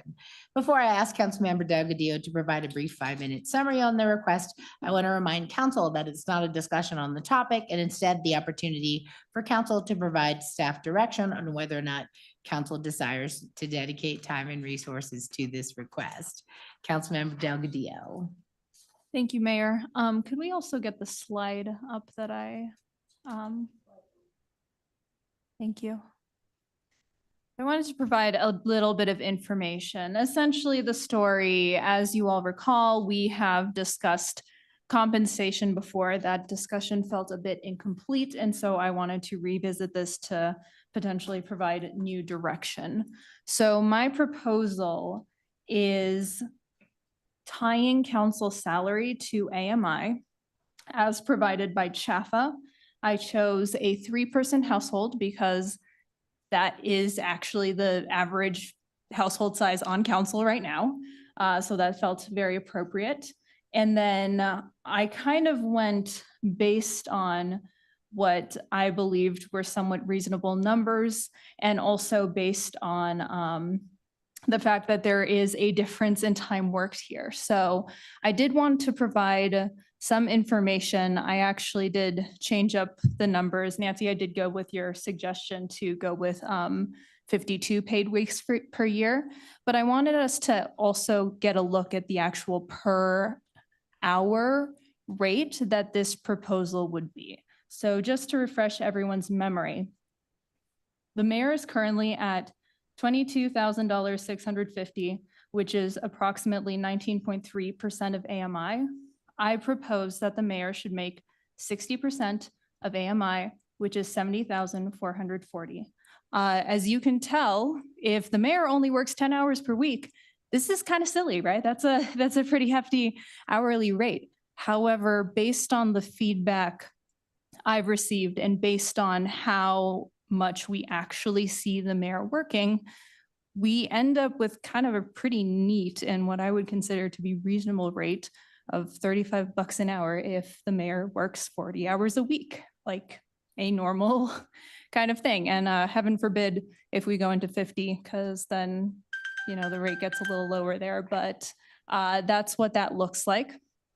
I recommended that the mayor pro tem, who is currently at $18,000, which is 15.3% of AMI, be moved to 20% of AMI, which is $23,480. Once again, I think we can make a reasonable decision based on the hours worked.